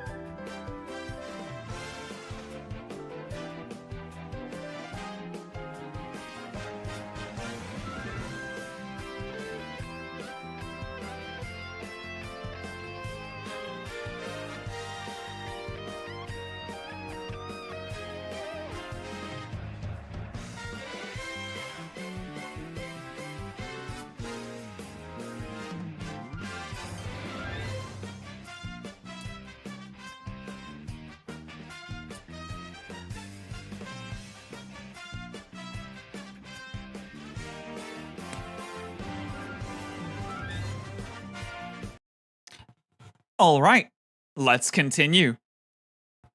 If Diglett's a mine, then what happens to Dugtrio? Is it just like nettles? Like weeds? An exploding Diglett can obliterate small Pokemon like Pidgey or Clefairy or even a human leg. People with domesticated Diglett plant them in windowsill pots and water them with Sprite or sometimes Fanta. Sometimes their owners use them as fireworks or to blow up cars with loud car alarms that won't stop wailing. If you hear a car alarm going off in the middle of the night, a Diglett will probably come along soon enough to blow it up. Oh my god, they're doing domestic terrorism. They're doing like car bombs with Diglets. Number 51, Dugtrio. Christ. 3 Come on. Diglett can combine to become 1 Dugtrio. They may be small, but they have a terrible explosive power. On a few occasions, Dugtrio blew up entire trains. Oh this my makes God. them useful for military purposes, similar to landmines. But their nature is really quite peaceful, and more than anything, they like discussing movies and gossiping about actors and pop stars. Dugtrio chats ceaselessly, all speaking at the same time, but able to understand each other perfectly. It's like XQC. Once they've had their fill of gossip, they'll find a bank, burrow underneath, and blow it up. They're often What? employed by robbers I who thought they say were they'll peaceful. pay Dugtrio once they've regrown from their roots, but it's a trick. By the time they've grown back, the robbers already ran off. Dugtrio don't like their work, but they don't have much choice in the matter since they don't know how to do anything else. They're quite cute and very friendly. They could just not work for criminals. They could work for, like, mines. There's always people that need to blow stuff up. Like controlled explosions when you tear down a building and then you put up a new one. You don't have to go for a life of crime, guys. These robbers, they're not going to treat you right. They're not going to treat you like you deserve to be treated, Dugtrio. You deserve better than that. You deserve to gossip about pop stars like Hannah Montana. Number 52, Meowth. Meowth are very enterprising cats, and friends with Team Rocket. They're terrible scoundrels, frankly speaking. Their main weapons aren't claws or teeth. It's espionage, betrayal, slander, and deceit. Meowth know how to earn the trust of government officials and ministers, then tell them false stories, make them afraid of peaceful Pokemon, and play treacherous games, which results in unethical laws getting written. Meowth can even fool presidents. But not for long, of course. Eventually, Meowth get exposed and deported to another country. Then they start the horrible cycle all over again. It actually starts to get annoying after a while. 7 Meowth hoard almost the entire Pokemon money supply. A total of about $3 million. The entire Pokemon money supply is $3 million? Okay, to be fair, that doesn't really sound like a lot. The entire Pokemon money supply is $3 million. It costs the same amount for Hassan to buy a house. Other Pokemon hate Meowth and try to assassinate them, although they rarely succeed.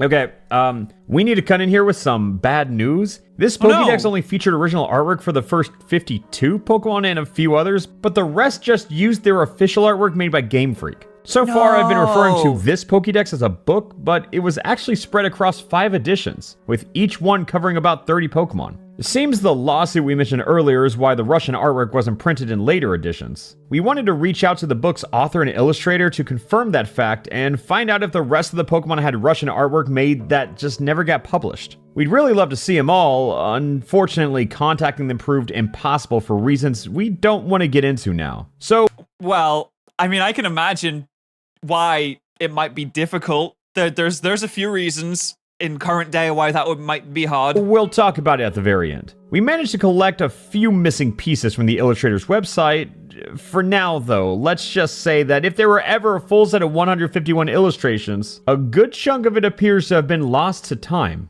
Okay, let's continue. Number 53, sad. Persian. Millionaire Meowth turn into Persian, who ride in armored cars with primate bodyguards and get interviewed by newspapers. But they're terribly unhappy, always calculating something in their minds and convinced they've been robbed somehow. They lash out at everyone around them and scratch them with their claws. They apologize later, but by then it's too late. Their victims press charges and Persian get dragged into court where they spend a fortune on lawyers and bribing judges, but still have a hard time avoiding prison. Alas, this is no way to live. This sounds like a normal cat. Would they lash out first and then apologize later with cuddles? They try to bribe you with rubbing their head up against your legs saying, oh no, I'm actually sorry, can you give me dinner now? This is just a normal cat. A wise Psyduck once said, to be a Persian is to never know happiness. Occasionally, Persian pay for the construction of a new McDonald's and everyone's happy for a few days. They all get burgers and Happy Meals that come with little plastic Persian toys. They do Number propaganda. 54, Psyduck. Psyduck are clumsy fat platypuses who everyone thinks are dumbasses and mockingly refer to them as psycho ducks. That's they radiate psychic energy when they get hit on the head. They rarely get angry, but when they do, they can paralyze people. Psyduck are actually the wisest of all Pokemon, but they're careful to conceal their wisdom. They lock themselves in attics and write thick books, only to bury them deep in the sands of a beach. They like to think maybe someday some kids will dig in the sand, discover their books, and read them. Psyducks spend their entire lives in poverty. They can't be that fucking smart if they're so poor, huh? They can only afford to survive because their friends give them food, and sometimes they wash cars to earn a little pocket money. Oh, here's the thought. Why don't you sell the book that you've made instead of burying it in a beach, you idiot? Oh, smartest Pokemon. Yeah, it's so you say. Trainers don't think they have any use as fighters. Number 55, Golduck. Harsh much? Oh, am I being too mean to the fictional duck? Who get tired of being poor and hungry eventually sell out and lend their writing talents to corporations like Galena Blanca or Blenda Med to get rich. Then they turn into Golduck, which means golden duck. They spend their newly earned cash on refrigerators and TVs, make friends with people who work in newspapers and television, and then try to break their bad habit of waddling when they walk. They yell loudly in English, I can afford to buy whatever I want. They've given up writing books. Now they only write articles and advertisements. They're always muttering under their breath, swearing quietly and shaking their heads in disapproval. They try to be like Wartortle, but don't have what it takes. Wartortle can fight, but Golduck can only beat around the bush. Number 50. Oh my god, they turn into Scrooge. They turn into Scrooge McDuck when they get rich. They become jaded, angry, and upset. It's Scrooge McDuck! 6. Mankey. Mankey are personal bodyguards, usually for movie stars, pop idols, and middle-class businessmen. But Not high class. they're lazy and don't know how to do anything besides wave their fists around. Police departments never employ them. Mankey run a bit of a side hustle exchanging gum for cigarettes, cigarettes for What? Coca-Cola, then Coca-Cola for beer. They Nice. don't trade the beer though, they just drink it themselves in large quantities. When they're drunk, they start talking crap about their trainers. That's when Mankey's petty nature is on full display, so it's best to just tune him out. They love reminiscing about that time they killed a bunch of terrorists in the mountains of Nepal. The What? story was actually written by a poor Psyduck in exchange for a bottle of Coke, but nowadays Mankey act like it really happened. They're so unsympathetic and don't feel sorry for anyone. Number 57. Well, on that note, I think that's a good place to end the video. Of course, this is a really long video, which means that if you'd like to see the rest of the entries, you could go and watch them yourself. Go and watch the Did You Know Gaming video. Watch the full thing. Go and see what happens from Primate onward. And if you liked our reaction here, then maybe we'll look at some more in the future. But it's a really, really long video, so it's not possible to do it just in one. But if you have any suggestions for stuff you'd like me to react to, leave it in the Discord server. Okay, we're gonna do. Thanks for stream, bro. I'm not done for the fucking stream. No, that was the end of the video, guys. That was the end of the video. I was doing an outro for the video. We're not done with the stream. I got more stuff that I want to take a look at today. We got some. We got this, which I have never seen, Gravity Falls, and I did an Adventure Time reaction video. So now we're gonna react to the Gravity Falls timeline now, right now. I have never seen it, and a lot of you guys probably haven't seen it either. So now we're gonna react to Part 2 when. If people like the video, if the video does well, then we'll do another one. If the video doesn't do well, then people can go watch the original one, and we probably won't do one. All right. Yeah, I guess it's Gravity Falls done now, right? I'm pretty sure Gravity Falls is done now, so we're gonna react to the entire Gravity Falls timeline. Yeah, spoiler alert. Well, obviously the timeline's gonna have spoilers in it. Of course it is. All right, so we can react to the whole Gravity Falls timeline now, and we can see what it's all about. All right, you guys ready? Yes, it just finished. Nice. Okay, let's do a little intro. What happens to my gifty? Well, it looks like it ran out. But you can become a member if you want to. Thumbs up. All right, here we go. Time to do an intro. I have never seen Gravity Falls, but that changes today as I try to learn the Gravity Falls lore by watching a timeline video. The complete Gravity Falls timeline. Let's get educated, shall we? Mystery when it comes to the it hidden. Since this is Did it just skip 6 minutes into the video? It did. Why did it do that? It's no mystery when it comes to the strange and unusual, Gravity Falls has got you covered. The Pines family first stole our hearts in 2012 and managed to keep us on the edge of our seats throughout the entirety of their mystery-filled journey. In fact, we here at Channel Frederator love the series so much that we've decided to revisit the series from the very beginning. And no, we're not talking about when Dipper and Mabel showed up, we're talking the very beginning. I'm Jacob, and join me as we go through the series in chronological order. The good, the bad, and especially the mysterious. Okay, all I know about Gravity Falls is that people like it a lot. It's one of those cartoons that people just get super into. People were really sad when it ended. And I'm pretty sure this actually has like a coherent timeline that actually makes sense. Whereas I did an Adventure Time reaction, and Adventure Time is completely off the walls, insano. It doesn't make any sense whatsoever. I mean, it kind of does, but it's mostly just insano. I think this is gonna be a little bit more coherent. 30 million BCE. A massive flying saucer crash lands on our planet, forming the Valley of Gravity Falls and making it a hub of weirdness throughout history. 1000 AD. The first human natives of Gravity Falls flee the land for unknown reasons, leaving behind a treasure trove of ancient artifacts. Many of the artifacts depict the likeness of a certain one-eyed triangle man. Whatever, Pyramid it's probably Head? not important. 1837. Sir Lord Quentin Tremblay III Esquire is elected the Wait. The 8.5 president of the United States? How do you be half a president? 8.5 president of the United States after winning the election in a literal landslide victory. He quickly Ah, god damn it. That was such a dumb joke and it got me. A landslide, like, a landslide came down and killed He everyone. becomes known as the country's silliest president, which is why you've never heard of him. 1842. Quentin Tremblay is kicked out of office and accidentally discovers the uncharted land of Gravity Falls after riding his horse backwards off a cliff. Quentin founds the settlement and deems himself mayor. 1862. Quentin Tremblay mysteriously disappears. The government initiates the Northwest cover-up and nominates local waste-shoveling village idiot Nathaniel Northwest to become the new town mayor in his stead. Northwest is also credited as the founder of Gravity Falls to further cover up Tremblay's existence. Okay, so we're doing a whole lot of goofiness, a whole lot of goofs and Late gas. 1940s to the early 1950s. Twins Stanley and Stanford Pines are born in Glass Shard Beach, New Jersey to Phil Brick and Karen Pines. They're raised in the family pawn shop within the lead paint district of the city. Early 1960s. The two Lead are an paint? unstoppable pair with dreams of becoming full-time adventurers. Stanley develops a punch first, ask questions later personality which pairs perfectly with Ford's mental brilliance. While exploring their hometown of Glass Shard Beach, they find remnants of an old ship in a nearby cave. They begin to rebuild it, dubbing the boat the Stan-O-War, and plan to use it to sail around the world together as treasure hunters. But they shipwreck in Gravity Falls. That's my prediction. 1970s. During their senior year of high school, Stan and Ford are called to the principal's office where they learn that Ford's science project has attracted the interest of West Coast Tech, a prestigious college. Ford is naturally Congratulations. excited about the opportunity, which upsets Stan since he's still holding on to their childhood dream of becoming treasure hunters. Frustrated over the idea of losing his brother, Stan accidentally damages Ford's science project, a perpetual motion machine, causing the project to malfunction and Ford to lose the opportunity of a This dog made a perpetual motion machine? I mean, can't he just, like, make another one? Assuming that it didn't work, he's like, oh man, it didn't work. But it's a perpetual motion machine. This is something that everyone needs. If you just fix it up, like, it might be damaged, but surely he knows how to make it. He's made it once, he can make it again. You just fix it up, and then you get them, you say, look, it's actually working now. Come on back. Look, it's working now. lifetime.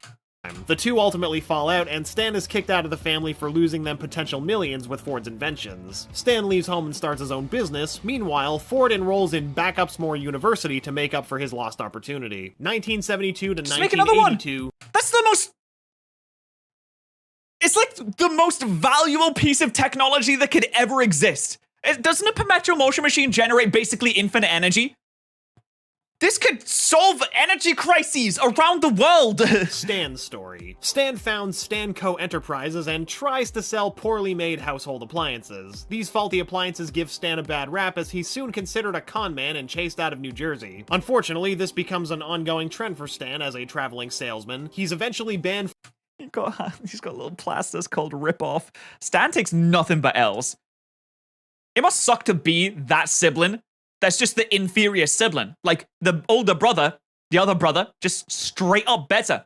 He's the inferior sibling, 100%. From 32 of the 50 states, and also he's been in prison in 3 different countries. 1972 to 1982, Ford's story. Meanwhile, Ford works twice as hard as any other student at Backupsmore University. He's accepted into the doctoral program 3 years ahead of schedule, writes a thesis that becomes nationally ranked, and receives an enormous grant for $100,000 to apply to his field of study. Nice, but he doesn't build the perpetual motion machine again, which I still think, I'm just going to keep talking about that. I feel like it would be a really good idea if he did decides that. to study the supernatural, and shortly after moves to Gravity Falls, the weirdness capital of the country. Immediately, Ford is entranced by his findings. He begins to keep a record of his supernatural discoveries in a special journal. Soon enough, he realizes he needs to expand his studies and create a safe space to contain his more dangerous experiments, among which are things like the shapeshifter. So he constructs an extra bunker hidden under The shapeshifter. He just casually has a shapeshifter. This guy. He's something else. ground beneath the Gravity Falls forest with a secret entrance inside an artificial tree. After a while, Ford hits a roadblock in his study. That is, until he stumbles across a cave filled with ancient writing. There's a ritual circle with various symbols and zodiac signs, seemingly for some sort of prophecy. Ford translates the writing to discover these are incantations carved next to a description of a triangular man with one eye and a top hat. However, a warning is also written, begging that these incantations never be said aloud.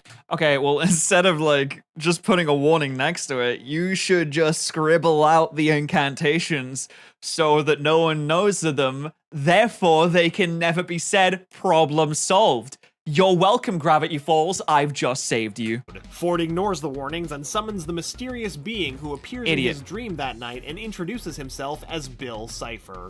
Why do the smart people always seem that they think that they're smarter than everyone else? They're like, oh no, dude, I'm totally smart. I'll handle it. I'm the smartest guy. He did build a perpetual motion machine, so I guess he does kind of deserve that, to be fair. Bill explains that he's a muse, and he chooses one brilliant mind to inspire every century. The two become friends, and in exchange for his knowledge of the other side, Bill asks for use of Ford's body whenever he should please, and Ford agrees. What? Bill gifts He wants his body? It's like, Ford, give me your body to use when I please. What do you do with that body, Bill? What are you gonna do with it? Ford the blueprints to build a portal to another dimension. To build it, Ford enlists the help of his old college friend Fiddleford McGucket, who's specializing in personalized computers at this time. Fiddleford moves to Gravity Falls and assists Ford in building the portal. Once the portal's complete, Fiddleford is accidentally sucked inside. Ford saves him just in time, but it's obvious Fiddleford is frightened by what he's seen on the other side. Well, yeah, no wonder. He went from building like personal computers that can run like Tetris and ping pong to building an extra dimensional portal to another universe. I'd be a bit concerned too, to be fair. Tells Ford to beware the beast with one eye, and warns him that his device will undoubtedly bring about the end of times. Fiddleford leaves and invents the mind erase gun to help himself cope. He then founds a secret society called the Blind Eye, where he and a group of other townsfolk are determined to help others forget their disturbing supernatural findings. However, his words, the beast with one eye, make Ford suspicious, and he decides to confront Bill. When Bill admits his true plan is to merge both dimensions, Ford immediately shuts down the portal and begins taking precautions against Bill. He builds Project Mentum to encrypt his thoughts. He also begins to amend his previous journal entries with invisible ink, but that didn't seem like enough. So he abandons his because Bill has access to his body. It's already a deal that he struck. Well, there's one way to make sure that you can't use your body. Destroy the body. And hides his journals. He then converts his second underground bunker into a fallout shelter should the worst happen, and reaches out to the only person he knows he can trust, his twin brother, Stan. Late 1982. I don't know why you thought you could trust your brother. There are some familial situations that you just can't reconcile, and having your brother get kicked to the curb, sent out, and having him basically have an absolute shit life for years and years and years, and just writing to him and be like, yo, bro, I can totally trust you, right? We're family. Just because they're family, just because they're blood doesn't mean that you can trust them. Stan arrives in Gravity Falls to see his brother for the first time in almost a decade. A crazy and gets threatened with a crossbow immediately. Stan to take Journal 1 as far away from Gravity Falls as possible and keep it hidden. Since this is the only reason Ford wanted to see his estranged brother, Stan becomes enraged and the two fight. Stan pushes Ford into the portal and accidentally activates it. He then watches as Ford disappears into the gateway, but right before Ford vanishes, he tosses the journal to Stan. Well, it's a good thing that he called upon the one person that he can trust in the world. It's a good thing that he called on his brother. The person that he knew he could rely on.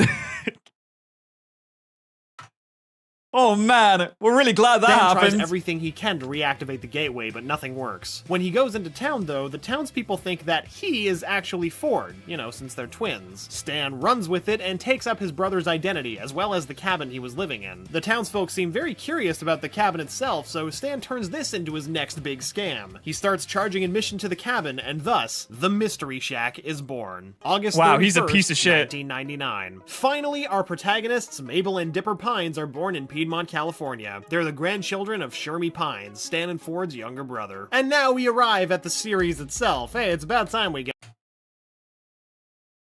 They're the grandchildren of... So that where they're not Stan's kids, but they're not the parents' kids. I feel like I'm an idiot. I can't figure out what their familial relationship is. Yeah, here. June 1st and 2nd, 2012. Tourist trapped. Mabel and Dipper Pines arrive in Gravity Falls to spend the summer with their great uncle Stan, though the cool kids call him Grunkle Stan. Great Uncle Stan. Okay, so that would imply that Stan must have another sibling that had a kid.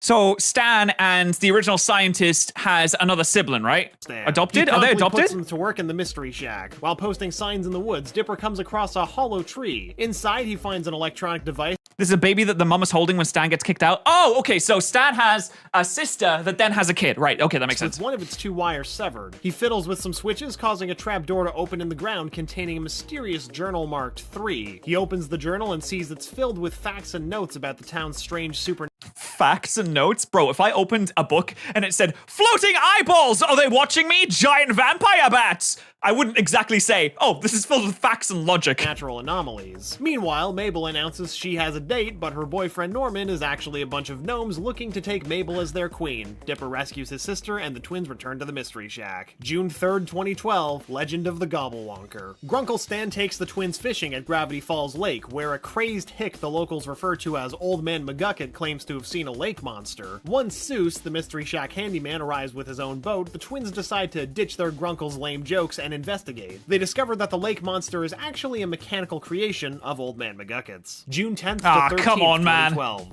Okay, so there's a lot of, like, episodes of the week, like, opponents of the week, where you just have, like, a little self-contained story in one episode. But there's going to be the overarching story. Guys, June 11th to 13th, that contains my birthday. The 11th of June, boom, my birthday, 2012. Hand that rocks the Mabel. The twins learn that Grunkle Stan's biggest competition in town is an adorable little boy named Gideon Gleeful, aka Lil Gideon, a local psychic adored by all the townsfolk. Dipper and Mabel attend one of his shows to test his psychic abilities, and Dipper concludes that Gideon is nothing more than a con man, just like their Grunkle. The next day, Gideon arrives at the shack to ask Mabel if she wants to come to his dressing room and try on some different makeup. The two become friends until he reveals he has a crush on her. The feeling isn't mutual though, so they have a falling out, and Gideon swears revenge on the Pines family. Later that night— Revenge? Oh my god, biggest incel. This is supposed to be like, what, an 8-year-old? Come on, dude. You don't like me? I'll destroy your family! Revealed that Gideon is in possession of Journal 2. June 17th, 2012. Oh no, he's got the journal? It's okay, he's actually plot relevant then. Falls, and the twins uncover evidence that the town's founder, Nathaniel Northwest, is a hoax. They set out to uncover the truth, ultimately so they can rub it into the insanely wealthy and entitled Pacifica Northwest's face. She's the town's popular mean girl and a descendant of the supposed founder. While following a set of clues, they discover the government's Northwest cover-up, along with the original mayor, Quentin Tremblay, preserved with peanut brittle. Turns out Tremblay disappeared because he wanted to demonstrate peanut brittle's life-sustaining properties. June 18th— What? He's alive? Oh my god, the original founder's still alive? What the hell? 2012, The Time Traveler's Pig. Grunkle Stan throws a mystery fair where Mabel wins a pig by correctly guessing its weight. She names him Waddles and makes him her new best friend. Shortly after, the twins run into Blendin Blandin, a time traveler on a mission to clean up disturbances in the timeline. They take the time machine and go back in time. Wait, the time machine is just like, what, a tape measure? It looks like just one of those like tape measures that you pull apart. Do you measure how much time that you want to go through and then like snap it and that's how you travel through time? That's the silliest thing I've ever heard. Results in Blendin getting arrested by the Time Paradox Avoidance Enforcement Squadron. While apprehended, he swears to get revenge on the twins. What do you mean, yes? Wait, yes, actually? Wait, is that actually true? Oh my god, it's a tape measure? That's so funny. 2012, Little Dipper. Gideon attempts to exact revenge on the Pines by taking ownership of the Mystery Shack, but Grunkle Stan outcons the little con man. Gideon later reveals that he doesn't just want the shack, he wants something hidden on the property. July to August 2012. He wants the book. He wants book number 3 because he already has book number 2. Dreamscaperers. Gideon summons Bill Cipher to make a deal. He requests that Bill retrieve the combination to Stan's secret safe so he can steal the deed to the shack. Dipper, Mabel, and Seuss witness the demon enter Stan's mind. To save Stan, they use— Alright, this is bloody Eric Cartman. This is the same level as when Eric Cartman got that ginger kid's parents killed and then took the bodies and blended it up into chili so that he could serve the chili to the ginger kid in the day after in front of everyone, that big crowd. And I think like the Backstreet Boys or NSYNC or something. And then he started crying and everyone laughed at him for crying because he ate his parents. This Gideon is a psychopath. Journal 3 to find the necessary incantations to follow Bill into Stan's mind. They face off against Bill and return to reality with their Grunkle safe, but Gideon manages to break into the safe using dynamite. He steals the lease and kicks the Pines family out. Why does an 8-year-old know how to use dynamite? Who taught him this? Gideon rises. The Pines family are living with Seuss and his grandma, Abuelita, which is less than glamorous. It's no mystery shack. Gideon reveals that his true plan is to find the first journal on the property. Dipper and Mabel seek out the gnomes gnomes from the first episode for help, but Gideon turns the gnomes against the twins. With the help of his gnome allies, Gideon retrieves Journal 3 from Dipper. Afterwards, Dipper gives up and the twins board a bus back to California. That's when Gideon realizes the journal he retrieved from Dipper is actually Journal 3, not 1. He thought there were only 2. He chases the bus they were on back into Gravity Falls with his Gideon bot built. What the fuck? Where did he get this from? Why does he have Pikachu cheeks? By McGucket, of course, and faces off against the twins. The townsfolk arrive, ready to arrest the twins for harming Gideon, but before they do, Stan reveals that the Arrest the twins for harming Gideon? He was in a 25-foot tall mecha. I'm sure he was fine. The 3 Gideon pins everyone received were actually cameras he used to spy on them. Gideon gets arrested and the Pines family gets their shack back. Dipper tells Stan about the journals, and Stan, up to this point playing dumb about all the weirdness of Gravity Falls to the kids, takes the 3rd one from Dipper, claiming he wants to borrow it for inspiration for the shack. That night, Stan sneaks into his secret room behind the vending machine, which takes him down to Ford's old lab. Stan there it is. Now in possession of all 3 journals. Oh, but what is he gonna do with them? Is he gonna try and save his brother again and make up for the fact? Wait, what? Wait. Oh my god, I thought they had 6 fingers. They have 5 fingers. Usually in cartoons and animation, characters will have 4 fingers because it doesn't look too different to 5 fingers, and it's a lot easier to animate. Cut to black, season 1 over. Scarioki. Stan continues working hard on the portal, but it attracts. Wait, they have 6? Oh my god, can I not count?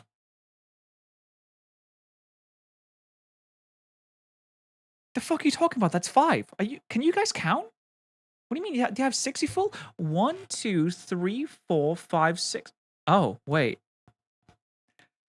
We're never going to talk about this again, chat. We're never speaking about this again. Okay, let's move on. Reopening party, but then Dipper accidentally raises the dead. It happens. The agents Technically, a run thumbs off not and the finger. zombies attack the shack. After Stan tells Dipper that he's known about the strangeness of Gravity Falls all along, he, Mabel, and Dipper destroy the zombies after discovering their weakness is very loud karaoke music. Into the bunker. Dipper, Mabel, Seuss, and Wendy follow the journal to a secret bunker hidden in the woods, right under the hollow tree where Dipper originally found the journal. Inside, they battle a shapeshifter that has escaped its cage. On their way out, Seuss finds a briefcase he took from the lab is actually an old laptop belonging to someone identified as F. Society of the Blind it's coming Eye. together. Dipper discovers the laptop is marked McGucket Labs, so they rush to crazy old man McGucket's junkyard to confront him. Unfortunately, McGucket claims that he's had amnesia since 1982. They read about the Society of the Blind.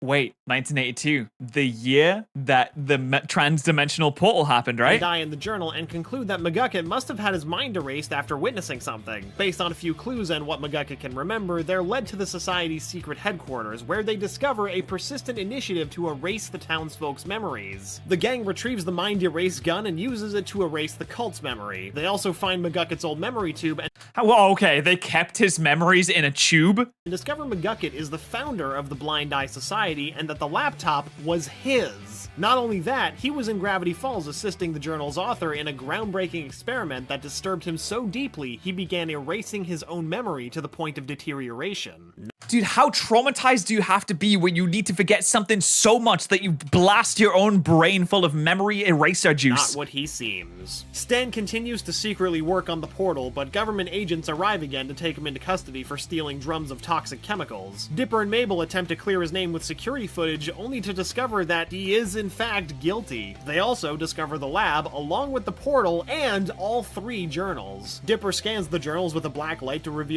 Oh, the machine was meant to create knowledge, but it's too powerful. The device, if fully operational, could tear our universe apart. I was wrong the whole time. It must not fall into the wrong hands. If the clock ever reaches 0, our universe is doomed. Total global destruction. Oh my god. Reveal a secret message about the portal, that it could destroy the entire universe. Stan escapes custody and runs back to the shack, only to be confronted by the twins in the lab. Dipper activates the manual override and threatens to shut the portal down. As the room loses gravity, everyone is lifted into the air, but Mabel manages to grab the override button. Go on, Mabel! Stan begs Mabel not to push it, but Dipper tells her to press it, since Stan has been lying to them this whole time about his true intentions. As the countdown nears its end, Wait, so why would Stan not want... Does he want the universe to get bloated up? Mabel decides to trust her grunkle, and when the timer runs out, the portal is activated, and a mysterious figure appears. He's back! A tale of two Stans. He's back! The twins learn of their second grunkle, Ford, the long-sought-out author of the journals. Ford and Stan tell the twins of their falling out, recalling the events that have led up to now, and why Stan was posing as Ford this entire time. The government agents arrive again to take Stan back into custody, but Dipper uses McGucket's mind erase gun to clear their memories. The last Mabelcorn. Bill appears— That's not morally okay.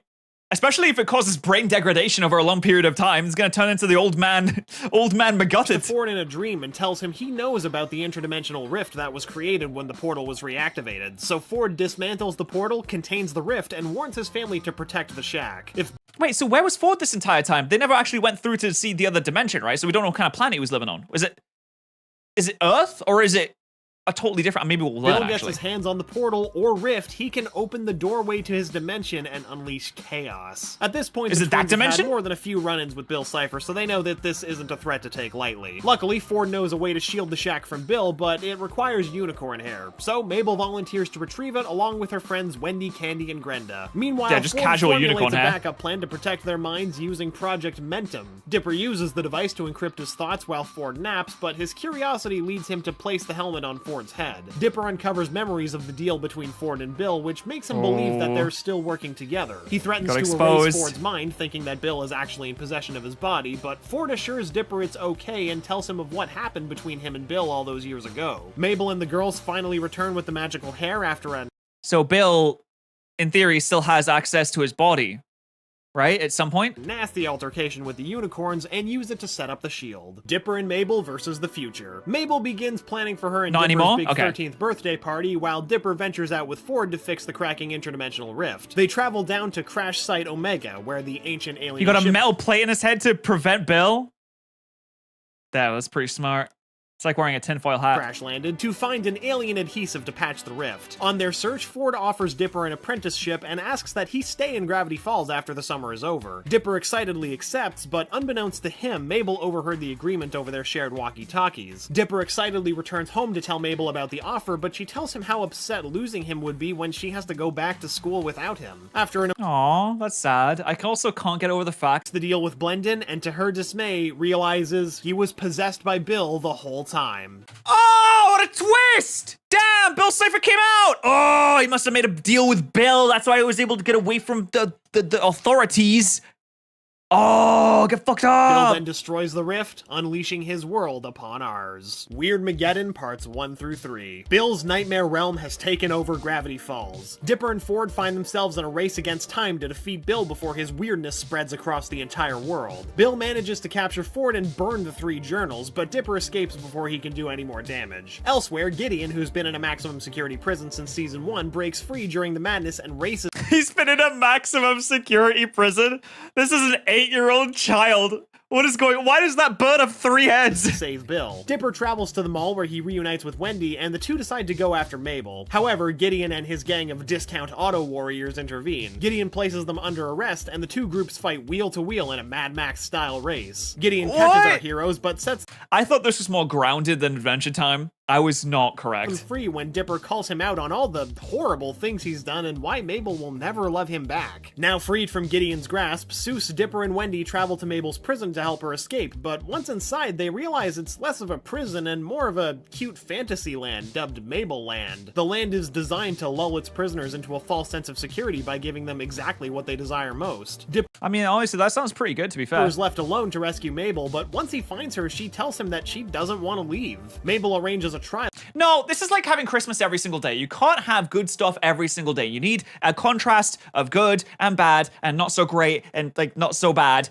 You can't just have good all the time. Christmas every day is not good. You can't just have dopamine and serotonin constantly. You need sadness to go along with it. for Dipper to state his case, and Dipper convinces her that while reality can be disappointing, no matter what happens, they have each other. Dipper assures Mabel that he'll never leave her side, and they finally escape Mabel Land together. After reuniting with Wendy and Seuss, they head back to the Mystery Shack. The barrier Ford placed on the shack has protected it during the frenzy, making it a safe haven for locals and bears? mystical creatures alike. Dipper convinces Stan and the refugees that they have to rescue Ford in order to defeat Bill. Meanwhile, Bill Bill realizes he can't expand his weirdness barrier beyond Gravity Falls, so he unfreezes Ford for answers. Ford claims it's due to the natural weirdness magnetism in Gravity Falls caused by the alien ship. There is a way to break through, but he'll never tell him, of course. Meanwhile, McGucket has converted the shack into a giant battle mech of sorts. How do you kill Bill Cipher? He looks like this extra-dimensional being. He's like a weird kind of Cthulhu creature. There's no way to actually... Do you think you could just shoot him? No one's tried that, right? Just shooting Bill Cipher, just like snipe him with a gun. Also, this is a house mecha. What's going on with this? And they head toward Bill's pyramid. Jesus Christ, this is quite the situation we found ourselves in. Crikey, we've got mecha versus whatever these creatures are. Looks like some weird chaos demons from 40K. And then we got, of course, the floating pyramid. So, here's my theory. Here's what you do. You transport him to a dimension where he cannot escape and he just has no power. He can't teleport out of it. He's trapped in the dimension and also he can't do any harm. So, he's locked in there forever because if you can't kill him with a gun, you can't like hit him with a hammer, then you transport him to an alternate dimension and lock him in there. Let's see. To face him. Once inside, the refugees battle it out with Bill's henchmen. He freezes Ford once more and attacks the shack but can't break through the unicorn barrier. The newly dubbed Shackatron rips Bill's eye out, causing him to take some time to regenerate. Mabel grabs the Ford statue, and Gideon tells her how to unfreeze all of the frozen townsfolk. All the townsfolk are changed back to normal, including Ford. Ford then grabs a can of blue spray paint and begins to paint the Zodiac on the ground, including all 10 symbols that represent 10 of the characters there today. It's all a part of the prophecy he discovered years ago that was carved into the wall of the ancient natives. They all stand on their respective symbols and hold hands to create a ring of energy around the Zodiac. Stan refuses to complete the circle, though, until Ford thanks him for bringing him back to this realm. Are you fucking serious, Stan? You made this problem in the first place! Well, no, Ford did, technically, because he, brought Bill Cipher into the universe and all that. But he was the one that put him into the other dimension. They wouldn't have had this problem if it wasn't for bloody Stan being an arsehole his entire life. Is this bro had any character development? There's a good reason. Because he didn't thank him? Come on, not this situation. Now's not the time. You can be mad at your brother for being like, oh, I'm upset that you didn't thank me. You've always looked down on me our entire lives. That upsets me. You have that conversation and you do therapy afterwards. You do it afterwards. Not when the climax of the story is happening. He's just like, no, I'm not going to save the universe because I'm a bit upset, actually. I'm a little bit upset. Dude, just go to therapy afterwards.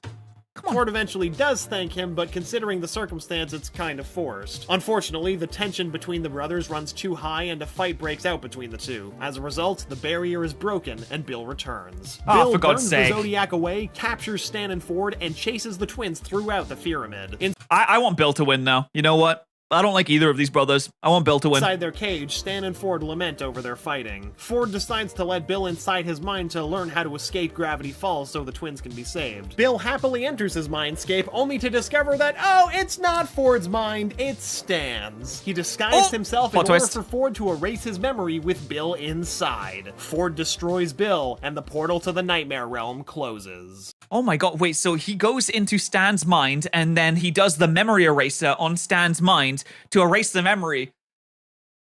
You think that Bill would kind of think about something like that? You think he'd be a little bit smarter than that? You think as an extra-dimensional godlike being, he'd be able to be like, oh, I should not put my entire self into this memory. I should only put a portion of myself just to check, just to have a look-see, just to have a gander.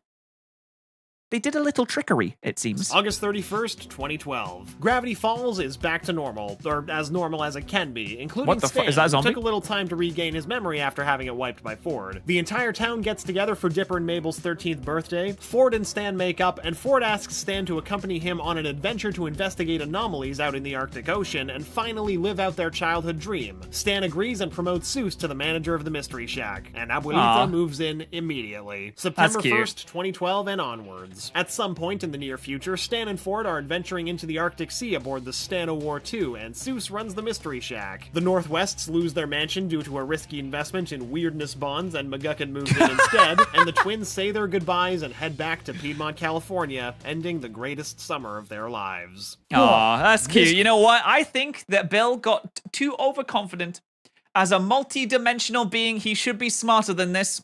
He should have known. Just have a gander. Don't go in whole hog. He was too overconfident. He thought he'd won. He's like, oh, GG's, it's done. I'd probably make the same mistake, but I can't float and use special magic powers. So he should know better than that. What an idiot. All in all, looks like a pretty interesting show. The lore, very, very cool. I don't have to watch it now, but I hope you enjoyed this reaction to the Gravity Falls lore. Seems like a really cool show. Seems like a really good one. If you want me to react to anything, let me know in the Discord server.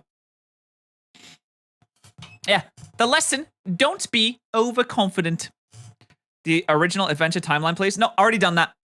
I already did that a few days ago. I'll be uploading that onto my second channel soon as well, actually. We'll be uploading that pretty soon on my second channel.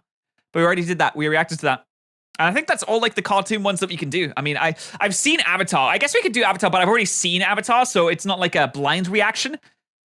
You'd be more like an I've already seen this, but I haven't watched it in a while kind of reaction. But if you have any videos that you want me to react to, just post it in the suggestions area of the Discord server, and we'll, of course, take a look. Anyway, thanks so much for hanging out. Hope you guys had a good stream. I'll see you guys later. Go watch the main channel videos. I'm going to upload a new second channel video as well, so make sure you subscribe to this one. Ben 10 timeline. Oh, dude, I could do Ben 10.